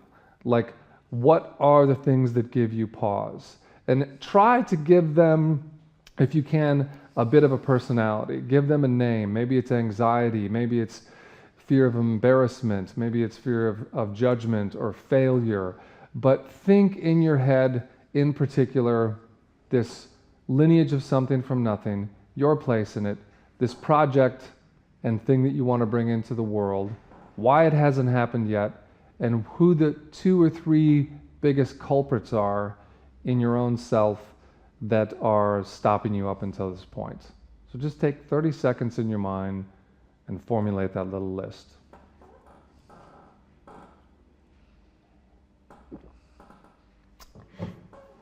So from that little list, what I think is, well, first of all, I'd like to ask, if maybe Katrin, we haven't heard from yet, could we hear what yours are? Well, is this on? Yeah. I don't have any creative projects going on right now, and yeah, it just feels awful. I'm just totally defined by my boring office job that I actually like and am good at, but that's not me. It's not who I am. But I know when I've had ideas for creative projects that have not happened, and I'll start out just really enthusiastic about it and say, hey, I've got this great idea. I want to make this thing, and I'm going to take this thing that I love and this totally unrelated thing that I also love and put them together, and it's going to be so cool and it's going to be so great. And I'm trying to tell people about this, and I'm very excited about it. And the reaction I get from others is, oh, and just totally takes the wind out of everything. And I start thinking, well, obviously, this is not something that the world wants. I'm the only person who sees any value in this thing that doesn't exist yet. Mm-hmm. So why should I even bother? And that's kind of where I am now, and also that that I am spending so much time on my day job that I have no time or energy to do much mm-hmm. else. Okay, so that's really interesting. So, first of all, you do have episodes and occasions where these creative inspirations come to you. Oh, absolutely. They punctuate your life. That's kind of a regular occurrence. Mm-hmm. But these 2 things that you just described, one of them which is hitting that wall of deadness, kind of the Zombieville of how the world doesn't respond, mm-hmm. doesn't react. And when you throw that pitch out there, it doesn't reverberate back, right? Just kind of right. vanishes absorbed into that. And the other one is time and availability of energy and kind of just the time and resources and energy to do anything. Yep. First of all, what you just described with putting that out there and getting nothing back really reminds me of this description from E.J. Gold. Has anyone ever heard of E.J. Gold? He's a really, really interesting artist. I mean, first of all, he wrote a series of books called Life in the Labyrinth, and it's basically about navigating the manifest corporeal world as a spiritual essence. And he describes all of the cosmos as a labyrinth, and he provides and administers technologies and tools, including lots of occult and esoteric ones, for the navigator, for the voyager, actually is the word that he uses, through the labyrinth. And I highly, highly recommend, in particular, Life in the Labyrinth is one of the books that changed my life. But another interesting one that he wrote was called The American Book of the Dead. And that book circles back to what we were doing earlier.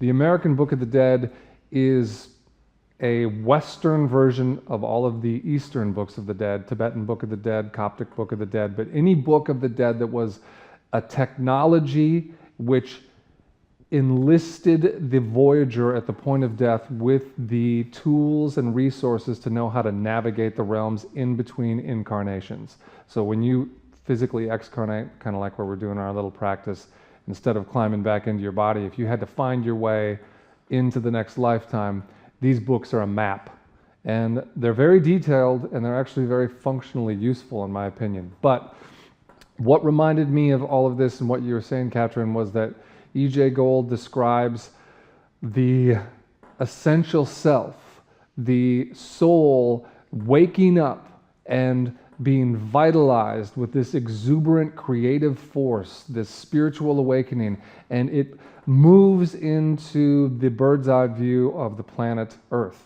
And it observes the entirety of human history, all the living souls, all the souls that has passed, apprehends it all, and it is immediately hit with this massive gravity of loss and hopelessness, because the torpor of the planet is what comes back to it. The planet is not awake, and it is teeming with activity and teeming with biological dynamism, but the awakening has not happened yet for the collective. And so it's very much what you were just describing. What E.J. Gold says is that one of the things you're going to feel when you first have this euphoric new placement in your deeper self, your higher self, your voyager, is you're going to encounter the dead zombie mass of humanity, and it's going to break your fucking heart. And it does. And what you're describing is something that I have experienced many times, and I think anyone with a truly passionate, deep care for humanity and for other people and for the miracle of surprise, that's a heartbreaking thing. But there's two other things that come to mind for me from that, is that, number one, clearly the world really wants it badly, actually, but it's distinctly located it in you. It's very specific. Now there's some downsides to that. You don't have the masses charging behind you and lifting you up to body surf over all of this humanity. Nonetheless, their positive flip side of it is that is very personal. You feel it, it's unmistakable. Now I think the question from that point forward is there actually no one in the world, or have you just not contacted them yet? Are they sitting in this room with you? Are they at home watching on the live stream? Are they existing in a parallel feeling of isolation and insulation in other parts of the world? Is there a way to find them?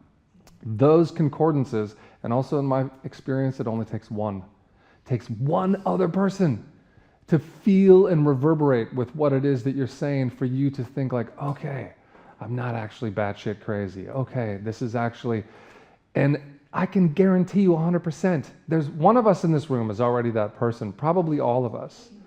So that brings us back to why it's important to have this tribe, why it's important to have this embassy, this hermetically sealed, so to speak, community tribe that will support each other and create a microcosm that can become exuberant and thriving and exist outside of the other stuff that would have otherwise made that deaden. On the other thing I just want to touch on quickly is the time and resources. You didn't say money, but you were more like time with work and energy, right? Well, money is definitely part of it, yes, but also time and just supplies and a place to work and everything else. But money could buy all those things. It could also make them worse. Yeah. I mean, that is really the kind of flip side of this whole thing, is it could make them worse. And the thing that I just want to touch on with that is that the conditions, Steve talked about this in his response, and I have felt it through my life, and I think actually Ken and Tammy brought it up as well, but the conditions are never right. They're never going to be right. There will never be the right conditions. The conditions will range from sucking and being totally adverse to being moderately workable, and they will tend to slide between. And if they do pop into ideal, something like what happened here today will happen inevitably, which is just the wink from the mystery, which is I have to kick you somewhere. It is the strengthening adversity that you need to push against. And so it's actually one of the things that we want to work on in the modules with Something from Nothing, is that we have the opportunity to befriend the less than ideal, difficult situation. The conditions will never be right. There's a story that I want to share on this note, which is one of the greatest gigs that I ever got in my life. This is the gig you wait for for decades that you dream about. They called me and they were like, hey, would you come and perform with Jim Carrey in front of thousands of people in LA? And I was just like, oh my God, yes, it's totally, that's the gig. That's the gig that in your head you think like, I've been going for so long, it's finally happened, I got the call, I got that. And so we went to LA and I was supposed to do music and he was going to do comedy, and they were like, you'll open up for Jim. And so we get to the theater, and I'm, it's like months of expectation. You know, I'm telling everyone, I'm gigging with Jim Carrey. It's gonna be amazing. Get ready, man. Shit's about to change. Blah, blah, blah. Right. So I'm just building it up in my own emotional body, and I'm like sharing it with everyone on our team and everything. And we all just engineered this fantasy of knotted delusion around this event. And the event approaches, and we get to the event that night, and I walk into the theater, and it's nuts. Thousands of people, massive theater. There's just like dozens and dozens of employees and runners everywhere. I have my own private assistant who finds me at the door, and I'm just like, holy shit, this is rock star, man. Like, personal assistant takes me in. I'm like, okay, so when's sound check? And she's like, we're gonna sound check you in 30 minutes. Awesome. I'm like pacing backstage. The evening's going on. 30 minutes comes. No one's there. I track down my assistant. She comes back and she's like, we're going to sound check you in 30 minutes. Don't worry. Have something from the buffet. So I eat some food. I feel queasy. You actually ate some food? I didn't know you ate. I put it near my mouth. And then another 15 minutes, I'm like, the sound check, I think I'm actually supposed to go on in like 30 minutes or so. And she's like, yeah, we're going to sound check you in 15 minutes. You see where this is going. I'm slowly being migrated toward the back of the building. I'm nearing the backstage area. There's like 100 people backstage. I passed like 4 or 5 celebrities waiting in the wings of people. Holy shit, that's that guy. Holy shit, it's her. And I'm like, okay. And as I get backstage, I notice that it's just absolute chaos. There are many people employed and no one in charge. No one has a pulse or an organizational control of what's happening. My 15-minute marks come, and she comes back and she's like, we're gonna sound check you in 5 minutes, okay? The show is already happening. She's like, don't worry, we're gonna pull the curtain. Behind the curtain, we're gonna say everything. We'll sound check you behind the curtain, then the curtain will open up and it'll be perfectly fine. You're gonna get a sound check. Really? Okay, I'm still opening for Jim? Actually, Jim Carrey comes walking up the back swing. She's like, actually, Jim's going to go on now. You're going to follow Jim. So Jim Carrey walks out on stage, and it's just like, oh, the Messiah is here, and the whole theater. This is why everyone's there. The whole place is there to see Jim Carrey, obviously, right? So he does his thing. It's actually very depressing. That evening, Jim Carrey's in a funk. And he has chosen this as a venue to work through some cathartic emotional material around women. It's not really comedy. It's more like a therapy session with 3,000 people. The whole room at the end of it is going, that's not what I expected when this was going to happen. And he walks off the stage and they're like, you're on. No sound check, of course. No sound check.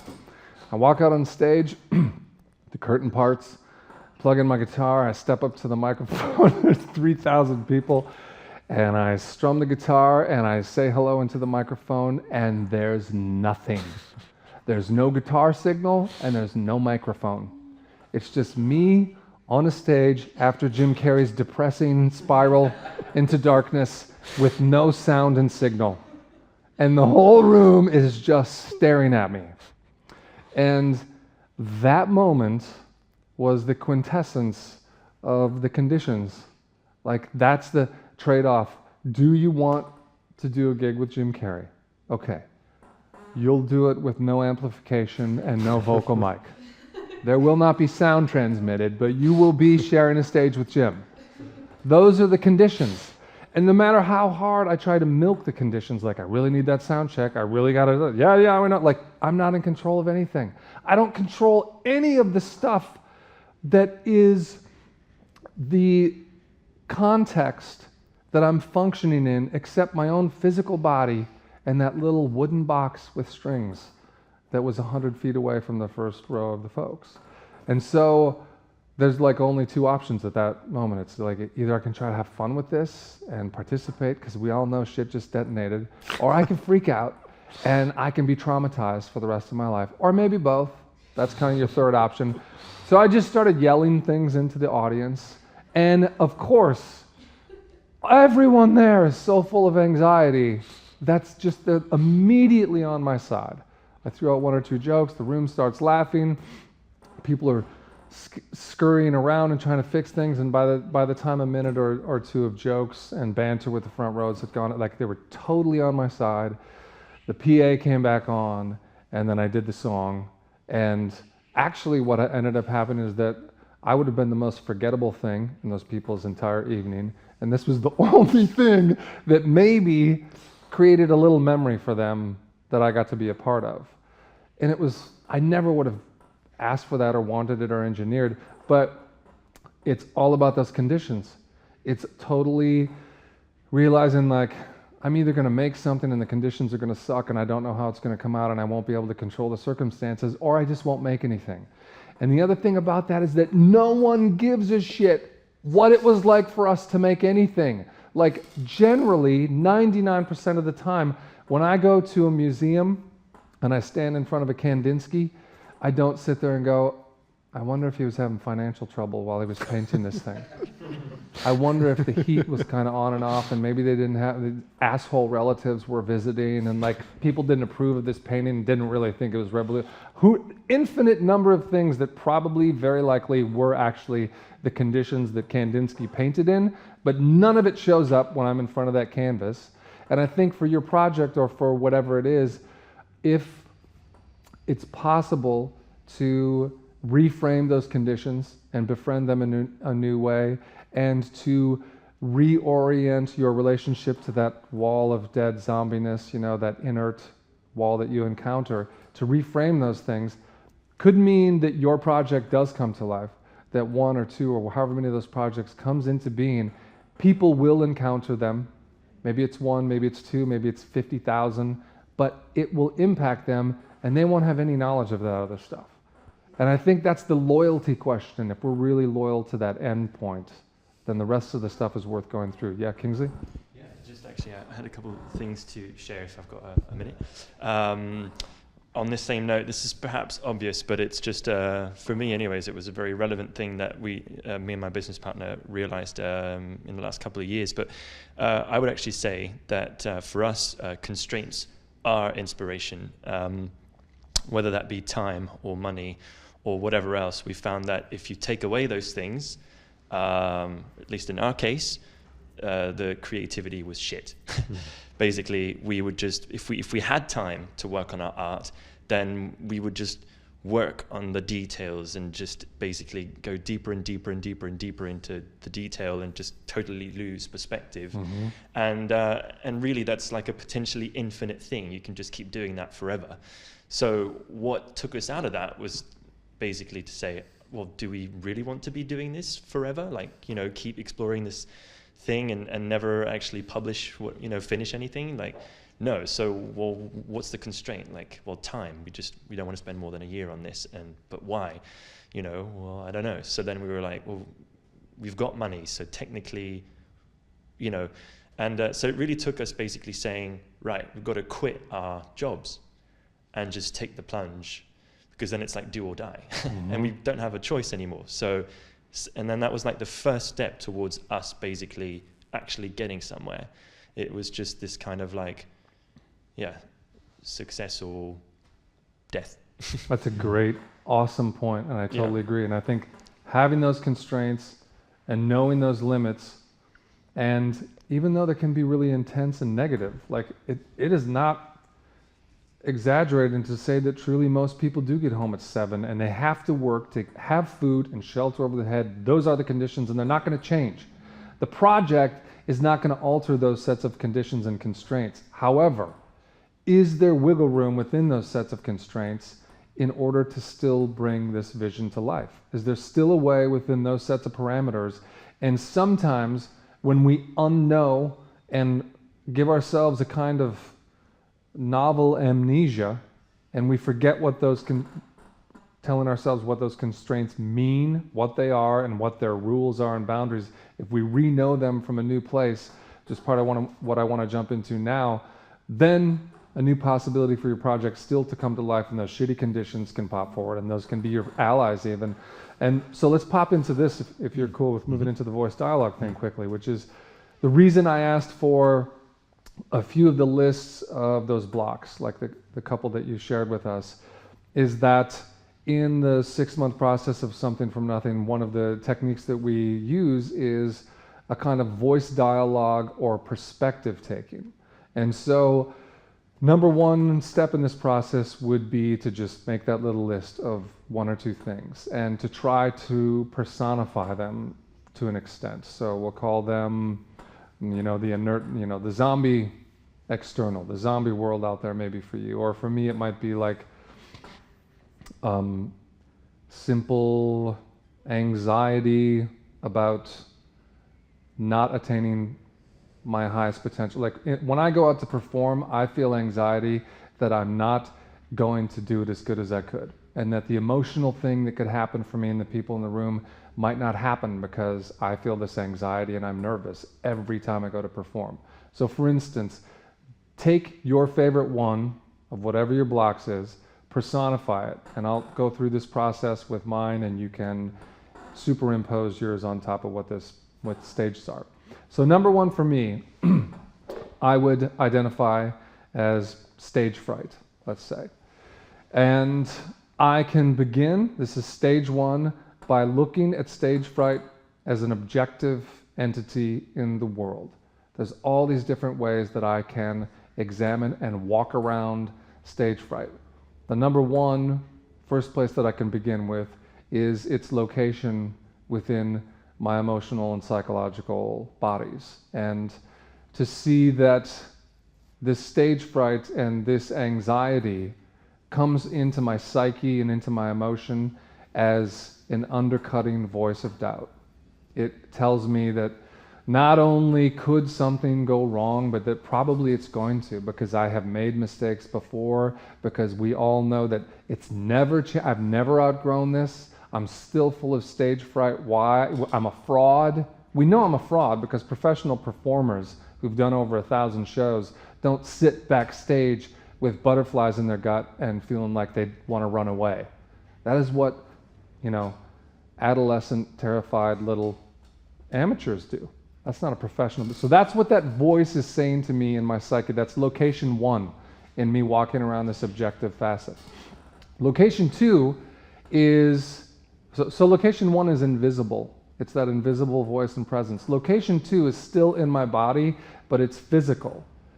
If you wanted to hook me up to all kinds of electrodes and measurements, you could physically measure the alteration in my heart rate. You could measure the muscle tension. You could watch my brain waves go into a different measurable state. Every aspect of my physical body is betraying the fact that I'm full of anxiety. Number three would be that my physical, emotional resonation of this anxiety is reverberating in the room that I'm in. Every time I walk onto stage and I feel anxiety, the fact is we're animals, and just like wolves or squirrels or whatever, people know. They don't have to think about it or talk about it. They feel it in the room immediately, and the performer is the one who's supposed to be the tuning fork, which goes back into my first station, and which is telling me, guess what else? You're fucking it up for everyone else in the room right now. Way to go. You're spreading anxiety among people who didn't even have it. They came to have a good time tonight.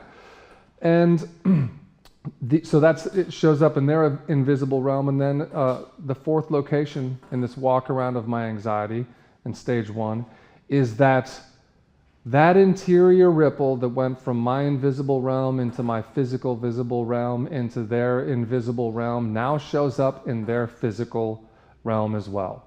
And if you wanted to study the biology, physiology of everybody in that room, I have impacted them, they've impacted me, and a kind of feedback loop starts to happen between the performer and the audience, and we all get knotted up. So this is stage one of me examining my block.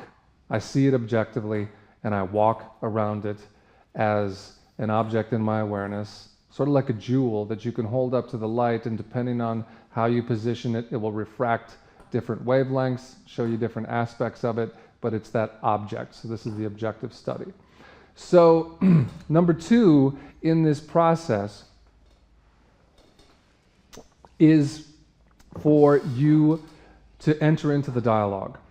You will talk to the object, and you're no longer going to see it necessarily as an inanimate thing that you can hold up and examine as an object, but it's going to have an interiority to it, and you're going to speak to that interiority, just like you would to a person in the room.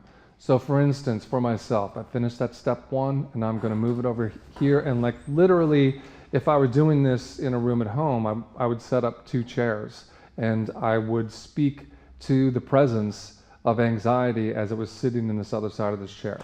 And then I would begin to describe what I really don't appreciate about anxiety. Number 1, I'm a 45-year-old man, and I can't believe I'm still dealing with your shit. It's you.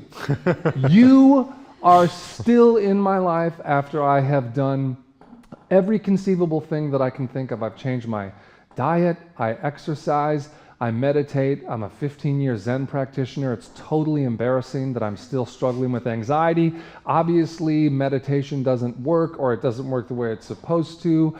You are inhibiting all the fun that I want to have in life. I want to go out on stage and feel an explosion of love, and every time I walk up to that threshold, you are literally right on my heels, standing at the edge of the stage telling me don't. Why the fuck are you still telling me to not do this thing that I know is the reason I'm on earth? This is why I exist. Why do you have to be a part of the picture? It's totally poisonous, and you are a piece of turd who is literally wrecking the fun on the planet for me and everyone else. Don't hold back, Stu. Yes. So that needs to be the nature of the emotional honesty. It has to actually feel like something you give a crap about, and if it doesn't, it's not the right shadow thing for you to work on. It's not the right block for you to work on. If it doesn't have that level of charge for you, keep looking, because the charge is the verification that this is something that actually matters. Now, usually how this would go down as well is I would write all of this out. It helps to be in a stream of consciousness. You could record it on video. Don't just do it in your head. Don't just sit there and imagine there's something across there and you're thinking, say it. You need to physically pull the feeling out of your muscles and into your body. That happens through speech, that happens through writing. It doesn't happen through sitting in silence and making up an imaginary scenario. It's not a pretend friend. So normally this would take me 15 or 20 minutes. We're going to condense it down so we can just get a snapshot of the process. I fully complete that when I feel the sense of closure physically and emotionally for myself. This is something that's in your belly and your chest and your throat. And when that part of you feels satisfied and you've said your piece and you know anxiety has heard you, then you stop. And you would conduct a brief meditation in between these, kind of like a clearing of the palate, similar to you do the breath exercise we did earlier in this course. After a minute or two of that, then I would physically get up and walk to the other chair and sit down in the chair. So let's imagine now I just flipped that and I have walked over here and I sit in this chair, and I am now going to inhabit and be anxiety. This is step 3. So now I become anxiety, and it's equally important that I speak with total authenticity. This is not the version of anxiety that Stuart Davis would like to have. This is the anxiety itself allowed to speak from its true voice. And the first thing that I would say if I was anxiety and speaking to myself is I would say, like, I'm the only one actually looking out for you. I'm the only one who has the guts and the balls to tell you that you don't have your shit together. No one else in your life who says they love you and they care about you and they're going to help you transform, your Zen teacher, your wife, your kids, your friends, your fans. No one loves you enough to tell you the actual truth, which is you don't have your shit together. And if you're not familiar and acquainted immediately with how you have these shortcomings, blind spots, not only will shit fall apart, but it will fall apart 10 times worse than if I wasn't standing here. I'm the only one who's been with you through this entire process, and every time you walk out to perform, I am the awareness that puts your hand on the places that could trip you up, undermine you, and if you don't know your blind spots and your shortcomings, then they're going to take control of everything, and you're going to look like twice the idiot, and you're going to have half the show. Furthermore, your ego is so strong and is so loud and obnoxious that I'm the only immune system that's around for you not to become an insufferable asshole that no one wants to come and see in the first place.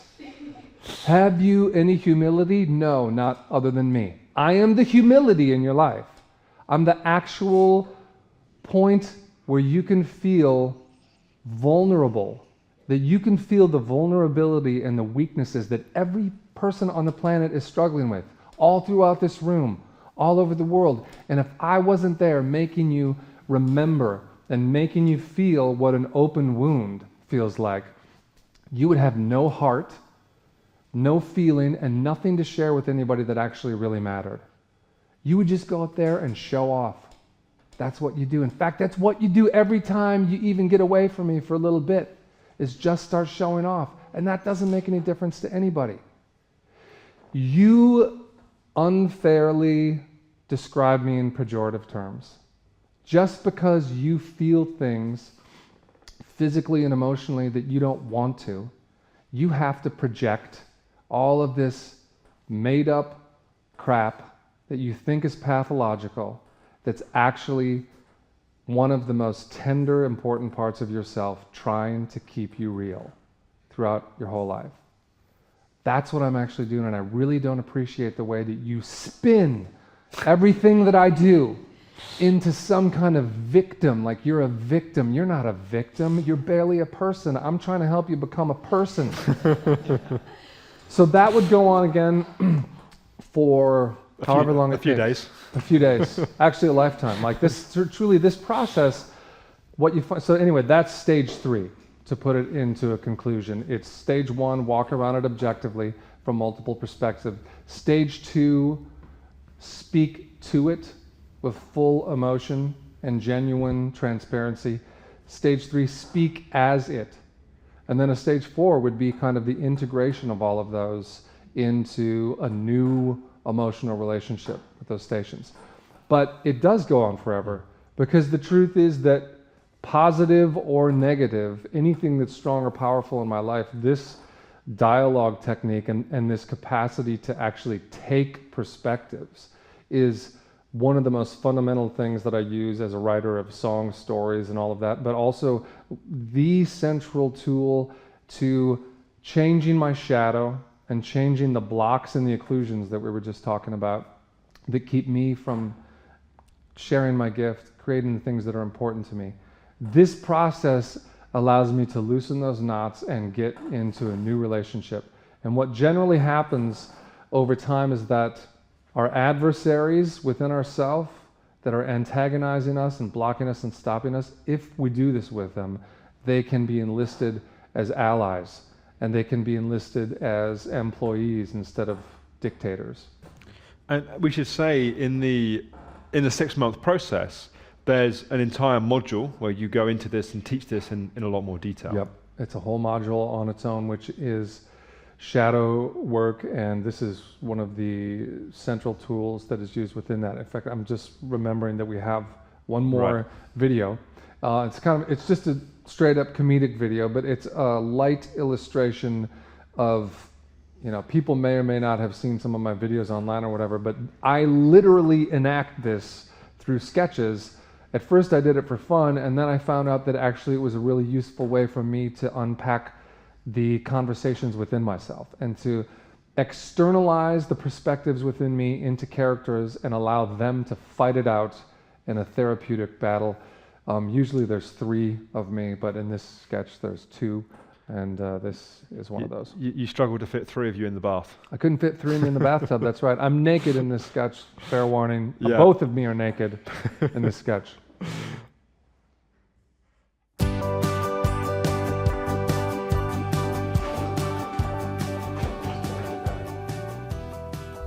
not saying this chick had a big bush, but when I tried to go down on her, I startled a quail. I never asked. A rain boner only comes out after golden showers. I never asked. You know what? I never asked to be your mentor. You're nobody's mentor. I may be the best thing that never helps you. It's called a paradox. Do not help. Two docs paired into non-duality. The scissors that cuts through the fabric of illusion. Yeah. Right? Yeah. Fucking put that in your bathroom, soak in it. I'd really prefer if we just sat in silence. You don't get it. Get your foot out of my ass. I'm gonna tell you a story, okay? I'd prefer if you didn't. You ever hear the parable about the guy who got a free horse? No, okay? Best horse in the world waltzes into his corral one day. And the villagers are all like, oh, you're so lucky. You got a free horse. That's awesome. He goes, you never know. All right? Mm-hmm. Very next thing that happens, his horse runs away. The whole village goes, that sucks, dude. Fuck. He goes, you never know. The horse comes back pretty quick. Everyone's like, your horse is back. That's so fucking awesome. Guy goes, okay, I don't fucking know. Mm-hmm. One day he's out doing chores. He catches his girlfriend under the horse. The village goes, fuck. Yeah. Ouch. That stings, brother. He goes, never know. She announces, I'm pregs. The village goes, nice. Children are miracles. He's like, I don't know, man. I don't know. I don't know. Okay. He gets syphilis from the horse or the girl or both. The village says, God, that's, oh, ouch. Mm-hmm. He goes, hey, village, 3 syllables, bitches. Never know. I don't know. Yeah, well, his fucking girlfriend gives birth to a unicorn, right?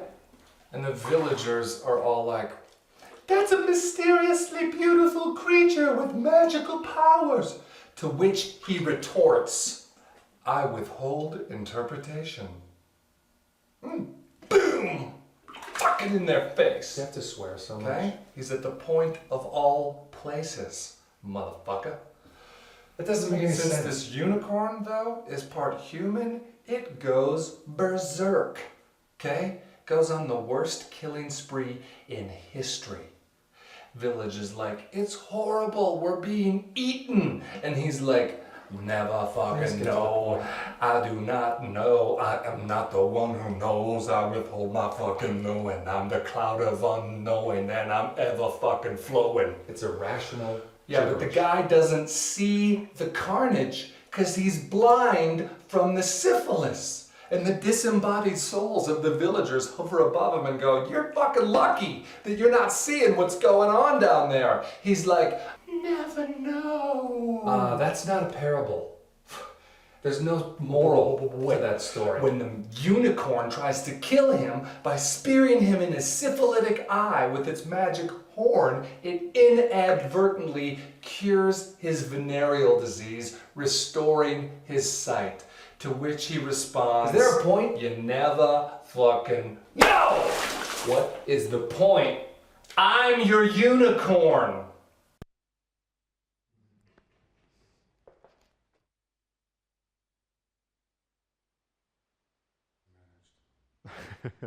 So, is there anything else you want to say on this before we come to some questions from the audience? I don't think so. Okay. So that'd be good to hear from you guys a little bit about, especially the kind of, I think, Stu's demonstration around voice dialogue. I certainly was sitting there going, I can resonate with that. So yeah, I mean, good to hear a bit from you guys. And also, just while you guys are getting questions, people at home, just a reminder that you can post questions below this video on the Conscious 2 website, and in about 10 minutes or so, we'll put some of those questions to Stuart. So please do submit comments, questions now, and yeah, we'll come to those in a little bit. Yeah. I can go if you want. You gotta hold the mic though. You gotta talk right into the mic. Whoever's first.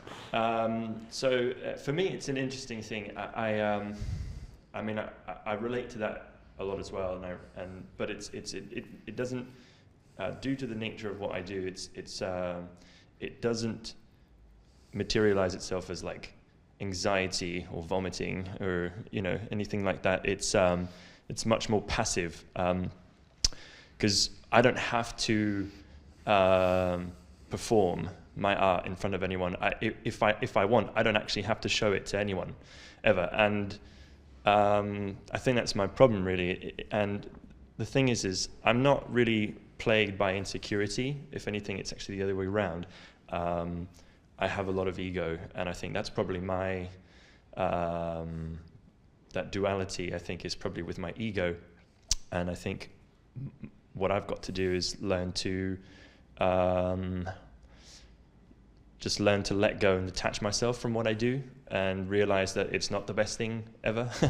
And it's nowhere near as good as what I imagine it to be, because, well, I'm only ever going to imagine it as the best thing ever. And really, until it comes out of my head and into the real world, it's not worth anything. And then usually once that happens, it doesn't resemble what I imagined at all. Because of all the constraints that come with doing something like that. And but so sometimes it's nicer to like hold on to this idea because it's perfect, and you're just like, man, it's the best idea ever. I'm so awesome, And then you make it, and you're like, that's not it, But I think that's a part of it, is just realizing that I'm not as awesome in the best way. That sort of sounds negative, but just I'm not as awesome as or it's not even that, actually, because what happens is equally awesome. I would say, actually, the act of publishing, It becomes real. It's like you said. It's not, Mike. I was just going to say, it becomes real. Like you say, it's not. You can be as awesome as you like in your mind, but unless it's real, then it doesn't really have much value, if any, or at least not to you. So, but so again, it's not anxiety.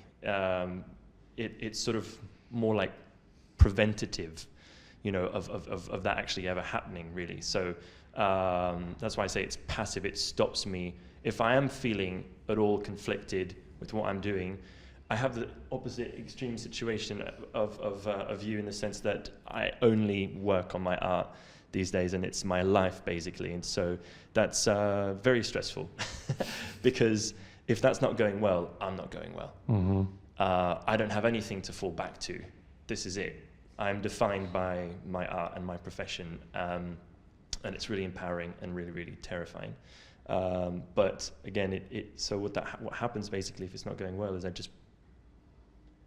just will basically procrastinate, just prevent myself from externalizing. Keep it behind the curtain. Exactly. Yeah. Right? Yeah.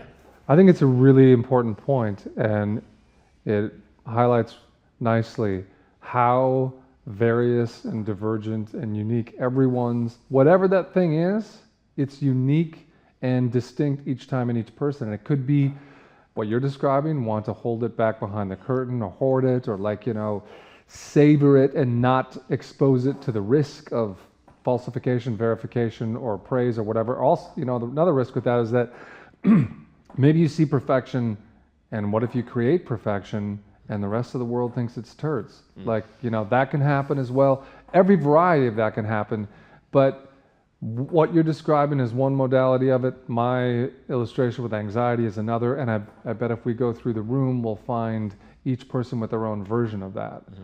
And what's cool is that voice dialogue still works with any possible version of it. Yeah, completely. So. Anyone else? Yes? Isabel? We have talked about kind of like stress and not vomiting, so sweat's another form, right? There's lots of things just coming out and being purged here.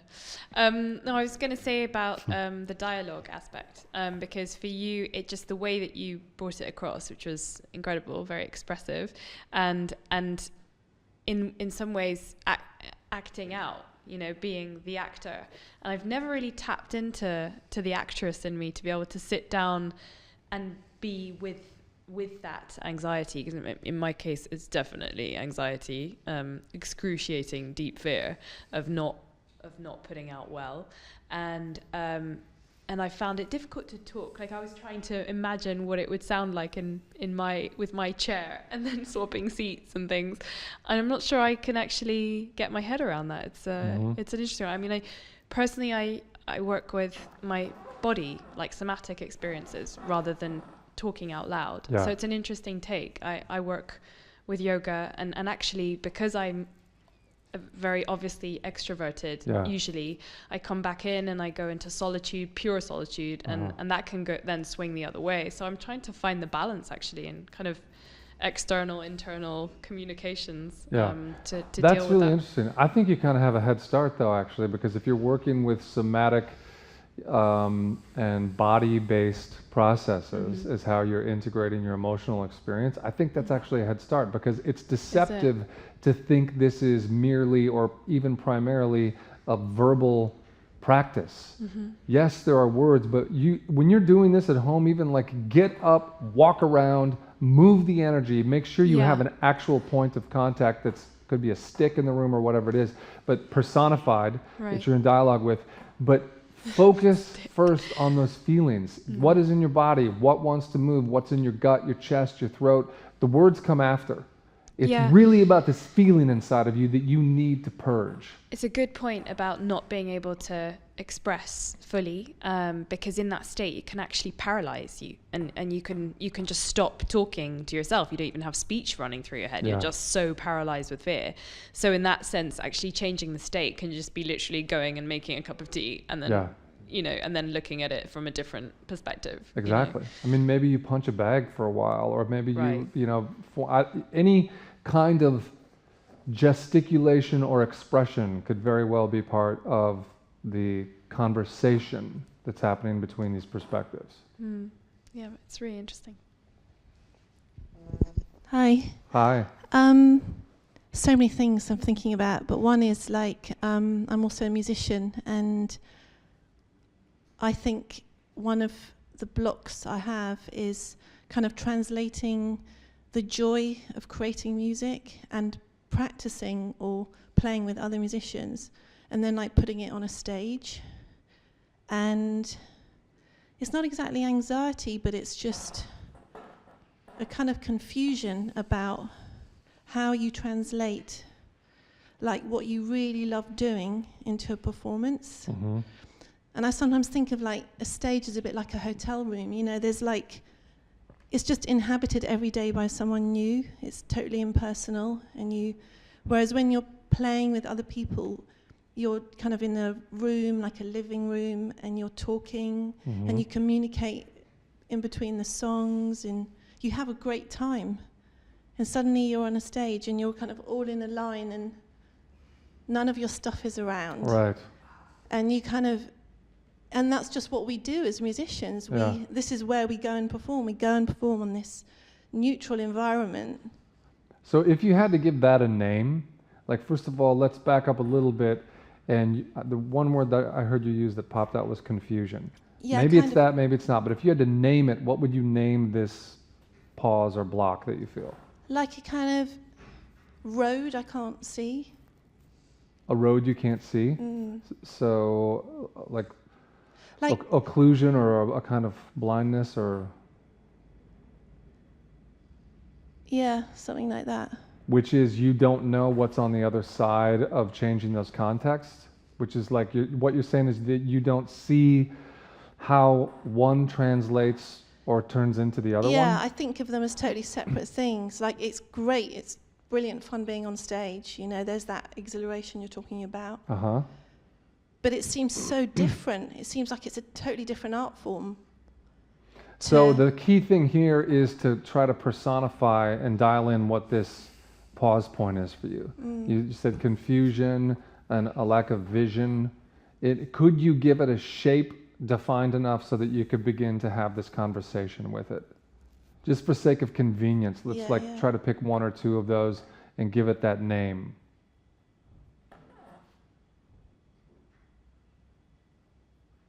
Integration. Integration? Yeah. Like these things feel dissociated to you? Yeah. Slightly, yeah. So you would like to integrate, but really, if I'm hearing you correctly, tell me if I'm wrong, what the issue is here is that they're not integrated, right? They're sort of not integrated. Yeah, they're dissociated or... I mean, one solution would be to invite everyone to my house and do a gig at home. Well, that's an interesting idea, but I think... sort of do a different kind of... That's jumping to the end of the process, maybe, because maybe that is what would come out of this voice dialogue process. But I think if we were working on this within Something for Nothing, the first thing that I would try to do with you is to identify a more discrete form of what this pause point or hurdle is. And then when we've said it's confusion or it's disintegration or whatever it is, or disconnectedness, whatever that turned out to be, then we would start this process with it, which is like, that stage one where you'd walk around this idea of the confusion or the disconnection. And then stage two, you would speak to it directly and tell it what you don't appreciate about it, what the issues are that you have with it. Stage three, you would become the disconnection. You would speak from the disintegration, and you would voice positively from your perspective as that reality what your view of this situation is and what you are missing actually on the other side. So is it like the disintegration might say that there isn't disintegration, they're just two different things? No, I would say that this process is that all those perspectives are valid, and it is the work of including them all that brings us new insights. So it's not to say there's no such thing as disintegration. There is. You feel that, it's real, it's there.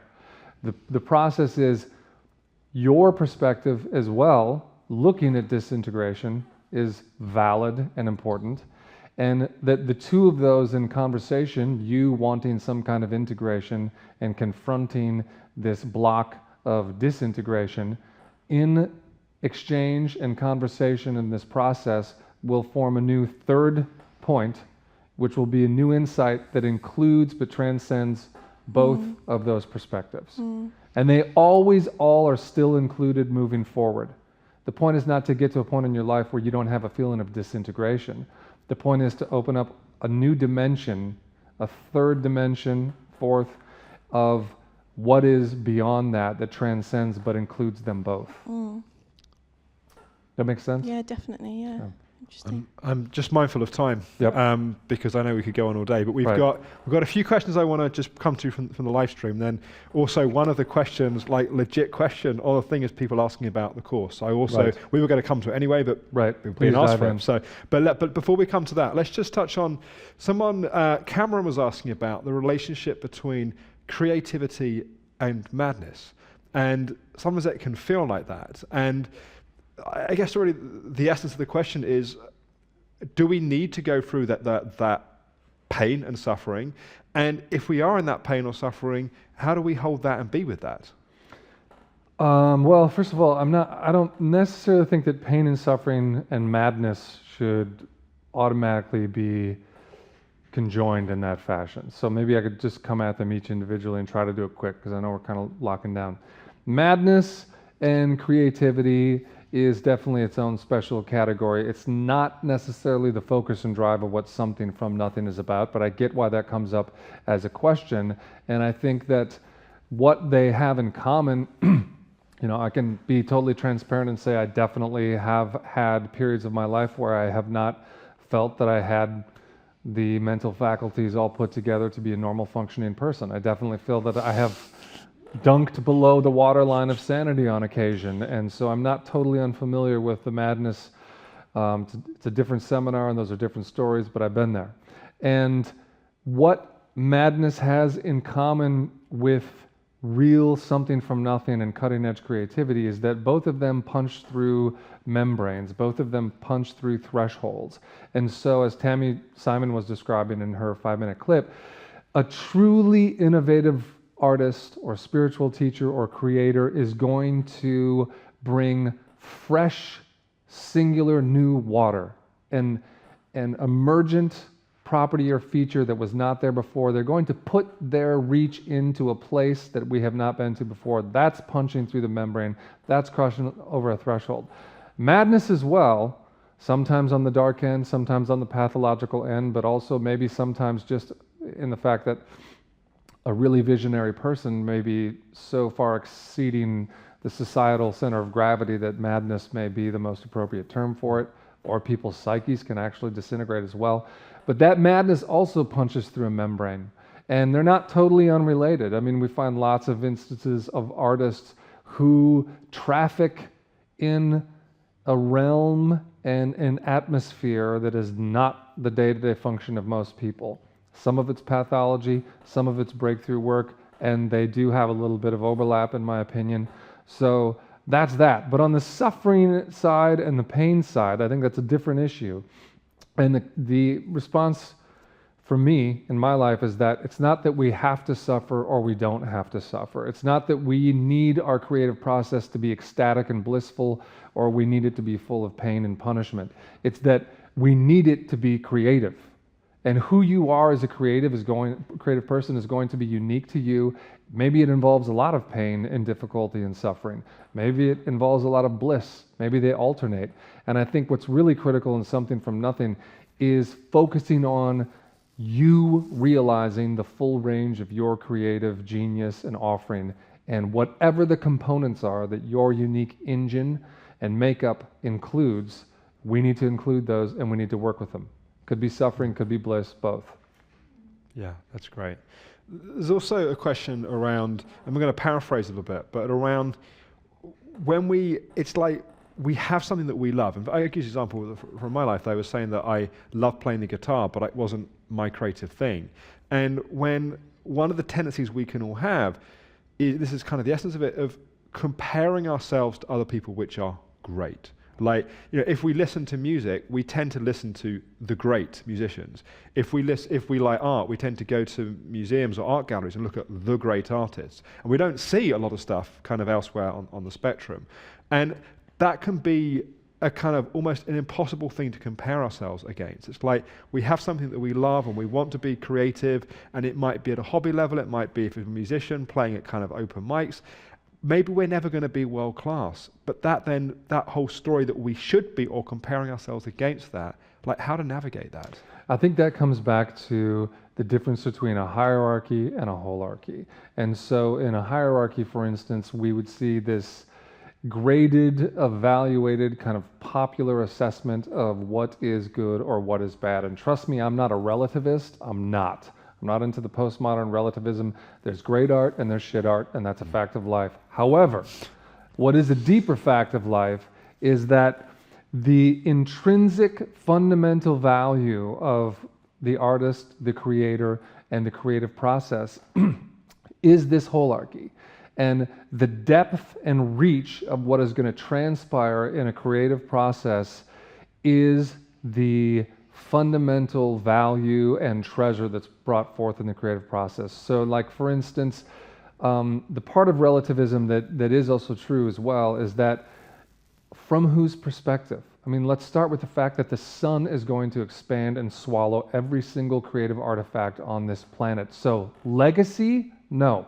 There is no actual legacy of anything other than the one that I think we're touching on here, which is we have this amazing opportunity to participate in the lineage of something from nothing, which after the sun expands and swallows our artifacts is going to continue on. And those atoms are going to shoot out and probably form who knows what, maybe other forms of life. But take for instance, with my painting, I am a terrible painter in almost any regard that you could think of. I love all the painters that I love, from Kandinsky to Leonora Carrington to Dali to Pollock, every painter that I love that has changed my life, I can't even remotely do, it just is grotesque if I try to do what they've done. And I wanted to so bad. I mean, for the longest time I was like, and my dad's a painter and everything, I was like, I'm gonna figure this out, it's not gonna happen. It's not meant to be. Every single painting I touch that way turns to turds. So, but I knew I wanted to paint, and I felt such love and passion for painting and the lineage of painters. And slowly, 10 years in, I backed my way into a form of calligraphy painting, because I love languages, and one of my hobbies is I created a language, and I was writing poetry in this language, and then that slowly morphed into creating images within the poetry of this language. And my totem animal is crows. And so long story short, what ended up happening is that I would paint micro calligraphy of these crows. Now, it's not whether I'm the greatest one of these. I'm the only one who does this. It's just like, I'm the only one who speaks this language, really. I'm the only one who knows what these poems mean. And the crows aren't ugly. People don't probably stand before them and feel what they do in front of a Van Gogh. But when I make these paintings, I feel so absorbed and engrossed in what I'm doing that I lose track of time and everything dissolves, and I know I'm in the right place and I know I'm doing the right thing and my hands are touching the right things. And that's what it's about. Now, from a holarchy, the depth of what is occurring for me as an entity in the embrace of this succession of events with the crows is life-changing. I know people don't stand before those canvases, but it's no less undeniable for me that I should be doing that. And I think that's probably I wish the whole world worked that way. I wish that's how we felt about creativity, and that we didn't think, I'm gonna make a record, and if it doesn't hit, and I've done this, I'm gonna make a record, and if it's not in the top 40, fuck it, it's a piece of shit and it failed. And if we're talking about this as a lineage, that's kind of like saying, being on a spiritual path and not getting enlightened, it was all worthless. Yeah. Exactly. It's like, if we still move and we still progress and we take joy in the journey of it, absolutely, it has an inherent value. I mean, it's a really funny thing, actually, that we do when you think about it. It's like, when you cuddle your 5-year-old kid and love them up, are you totally obsessed with if that will have the right effect on them, so that when they're 10, they have the greatest posture of any 10-year-old? Like, no one thinks that way with love and kids, but we do it with everything we make artwork-wise. And so I think that's another myth that we can back off of and let go of. So we haven't got much time left, but I want to spend some time exploring the course. We've been referencing it through the time of the workshop. It's a 6-month online course, and we'll go through the modules in a moment, taught by, obviously, you, Stuart, but also with these expert interviews with people like Tammy Simon, Ken Wilber, Steve Becket. And we've seen clips from those in this event, but there are whole interviews. And there's 3 hours with Ken, there's half an hour with Tammy, about an hour with Steve, and there'll be some more probably of those that will come online as well. Yeah. But say a little bit about the 6 core modules. Yes, so the first module, which is not here today, but will begin in March. About a month, yeah. In about a month. The first module is authoring your project. So today we've kind of walked through these steps of familiarizing ourselves with this lineage of something from nothing and seeing that as this primordial creative lineage. And then from that, making it obvious and laying open the opportunity to claim your place within the tradition. I mean, really, like I said, you are actually in this tradition whether or not you want to claim it. It's just a matter of how involved you want to be in it. How much do you want to cultivate that deep, brooding mystery that's like running under the subterranean plates of all of our consciousness and our souls? That's fascinating to me and basic. So that's the second question.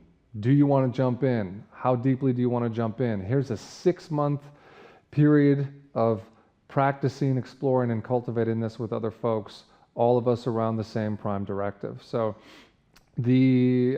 having identified that and claiming your place in the lineage, we took a little brief sampling today of some of the tools, techniques, and methodologies that will apply in the 6-month period, working with shadow. State training is a big one. Those are modules themselves I'll touch on. So the first module in March is going to be authoring your project. You will have arrived on day 1 in March with us with some familiarity based on this 3-hour live stream of, through practicing Diane and the other methodologies, what your project might be. And then based on that, we're going to take the architecture and scaffolding that we have available to us through all of these creative domains and also some integral informed approaches, and make a map with you of steps over those next 6 months, inside and outside practices, so both working on your inner creative self, but then also having the accountability to execute on tasks at each one of those markers. And however unique and individual, whatever it is you want to make, we're going to make that map with you in the first module and set out the plan from day one to the last day so that you are, well, I'll get to those modules later on. So that's number one, making and authoring your project. Number two is state training, which we, again, had a little bit of taste of today, but not deeply. We'll get into a menu of esoteric witnessing practices. A big one is subject-object relations. We did not touch on this so much today, but it's basic to human development and it's basic to the creative development. Subject-object relations is basically taking the content of yourself that you currently identify with. So it could be any feature. I'm a man, I sit in chairs, I'm bipedal, whatever it is, you know, I'm a songwriter, I work in this office, I'm, you know, a below average bowler, just whatever the facets are that actually matter to you in your identity. We take those in your subject and give you practices to move them into a position as objects in your awareness. And slowly, through the repeated, consistent application of these subject-object practices, you feel yourself. That subject actually keeps moving backwards, and a very curious thing happens in this reverse conveyance of the subject. You notice that everything that arises, actually you experience that everything that arises in the cosmos is an aspect of yourself, but is not yourself. And that becomes really mysterious. And as Tammy Simon was saying, as an artist and a creator, the deeper and longer and more consistently you practice subject-object relations and move the seat of your subject backwards, you tip from gross into subtle realms and then into causal realms until you back over into nothing itself, as she was describing that big, amazing, pregnant nothing that is not the absence of reality, but the geyser, which issues it in every minute. So, Module 2, state training. Module 1, authoring your project. Module 2, state training. Module 3, a really fun one, which you cannot miss, which is the shadow work. We had a little bit of a taste of that today when we were doing the voice dialogue process. There's other tools and techniques that we bring into the picture, but this is where the really amazing stuff is, because all of the gooey crap and the secrets and the disassociated parts of yourself, whatever you stuffed in the basement of your psyche, whatever trauma or unrealized promise that was there in your life and is still impacting you up to this day, it's my favorite thing to do. We dive right into all of that guck and shadow, and we take it from being dissociated and having an influence on us to being integrated and included, and we put it to work as one of the employees in our integrated self, our more integrated self. Pardon me. The next module is another really cool, fun one, which is, right now we're calling amazing and mundane. So another big point that everybody is tempted to pause or stop in this process of creating something from nothing is when the inspiration hits the mundane, boring crap. Like at the point when you have to, whatever it is you don't want to do, build code, write up contracts, do all the stuff with your left brain, or maybe if you're a left brain person, you don't want to do the right brain stuff, whatever your assets and liabilities are, the mundane is all of that boring crap that we're not into and is our weak spot, that we're just like, we hit that point with our project and we're like, man, I got to hire someone to do that, or I got to tackle that next year or whatever, I'm going to shove it to the edge of the desk. In this instance, we make that its own module We pull in all of your weaknesses and the things that you resist and avoid, and we come at them with a whole new set of practices. And why I love this module is that the truth is that nothing is mundane. That actually, if we're seeing and perceiving clearly, there is no mundane aspect to anything in the cosmos. That is misperception. However, the blocks are real. The hurdles are real. And between where we are and beginner's mind, or a new set of filters, or a new perspective through shadow work, we got to get over that hump and realize that actually forming a ledger is one of the most fascinating and miraculous things if you think of it in its appropriate context. So the mundane, the trick on the mundane thing is there's no such thing. And we begin, there's one little practice I just want to mention in passing, which is kind of fun because you're so into languages, and we've been talking about languages a little bit today, but we want to get to beginner's mind. And there's this thing called echolalia in language, which some of you may have heard of, but it's this simple repetition of a word until the word completely loses its meaning. And you will start to feel crazy. If you put yourself into a closet and repeat the word blouse 4,000 times, trust me, the word blouse will morph into a completely different reality. Just say blouse, blouse, blouse, blouse, blouse, blouse. You know, I mean, we're only 10 repetitions in, you will feel it soften. So there are other versions and modalities of echolalia. One is the literal linguistic one, but there are other mystical, spiritual, creative practices of the same approach, which can allow you to approach a mundane thing like, I don't want to work in QuickBooks. You can come at QuickBooks with the echolalia mindset and totally rediscover its other nature. It has other nature waiting in there for us. That's approaching the mundane. The module after that is launch. Module 5 is launch. And this is 5 months into the 6-month process. You have acquired these new tools. You have applied these new techniques. You're going to have a community. We're doing Google Hangouts. We're doing one-to-one interactions. There will be all kinds of we space. And through the support of this tribe and this microcosm, we get to this month 5, which you laid out in module 1. And this is your launch month. This is when it's gone from the inspiration in the invisible realm of your psyche into you changing your behavior in the real world and starting to actually build this thing, to what you have built has been received by the other people in our tribe. You've bounced it around. There's been intersubjective exchange in a safe, constructive, supportive space. From there, the launch is, it goes outside of our bubble and into the world, and you actually roll out this project that's so important to you that the next time you do your life review, when you're actually dying or when you practice dying, your life's going to look and feel differently to you because you made this thing and you finished it. And then module 6, which I think is a really important one, is the follow-up and implementation for the rest of your life. It's basically taking everything we've done in this 6-month period and then deciding how you want to stably, permanently incorporate that into who you are and how you live from here forward. My own personal experience is it's not a super hard one to do because you're already going to feel different. You're going to be a different person.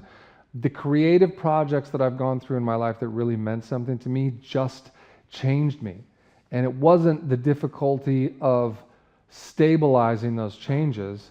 It was that I didn't want to let it go. I fell so much in love with it that you want to eat it. It's that tactile. It's that like your connection with it is truly tantric. And so I think it's less about can we stabilize this? Can we turn it into a permanent way we live our life? It's more of like, what are the exciting things that we can create from there? Who are my new friends? What's the new way I want to go out and conduct myself in life? What do I think is possible now that I did this thing that I wasn't able to do up until then? And how do I fundamentally feel different about myself as a member of this lineage and something from nothing? I want to do this course. You're in. You're in. Maybe just a few little things to people as well. That People can come to this that already have, they're really clear on what the project is.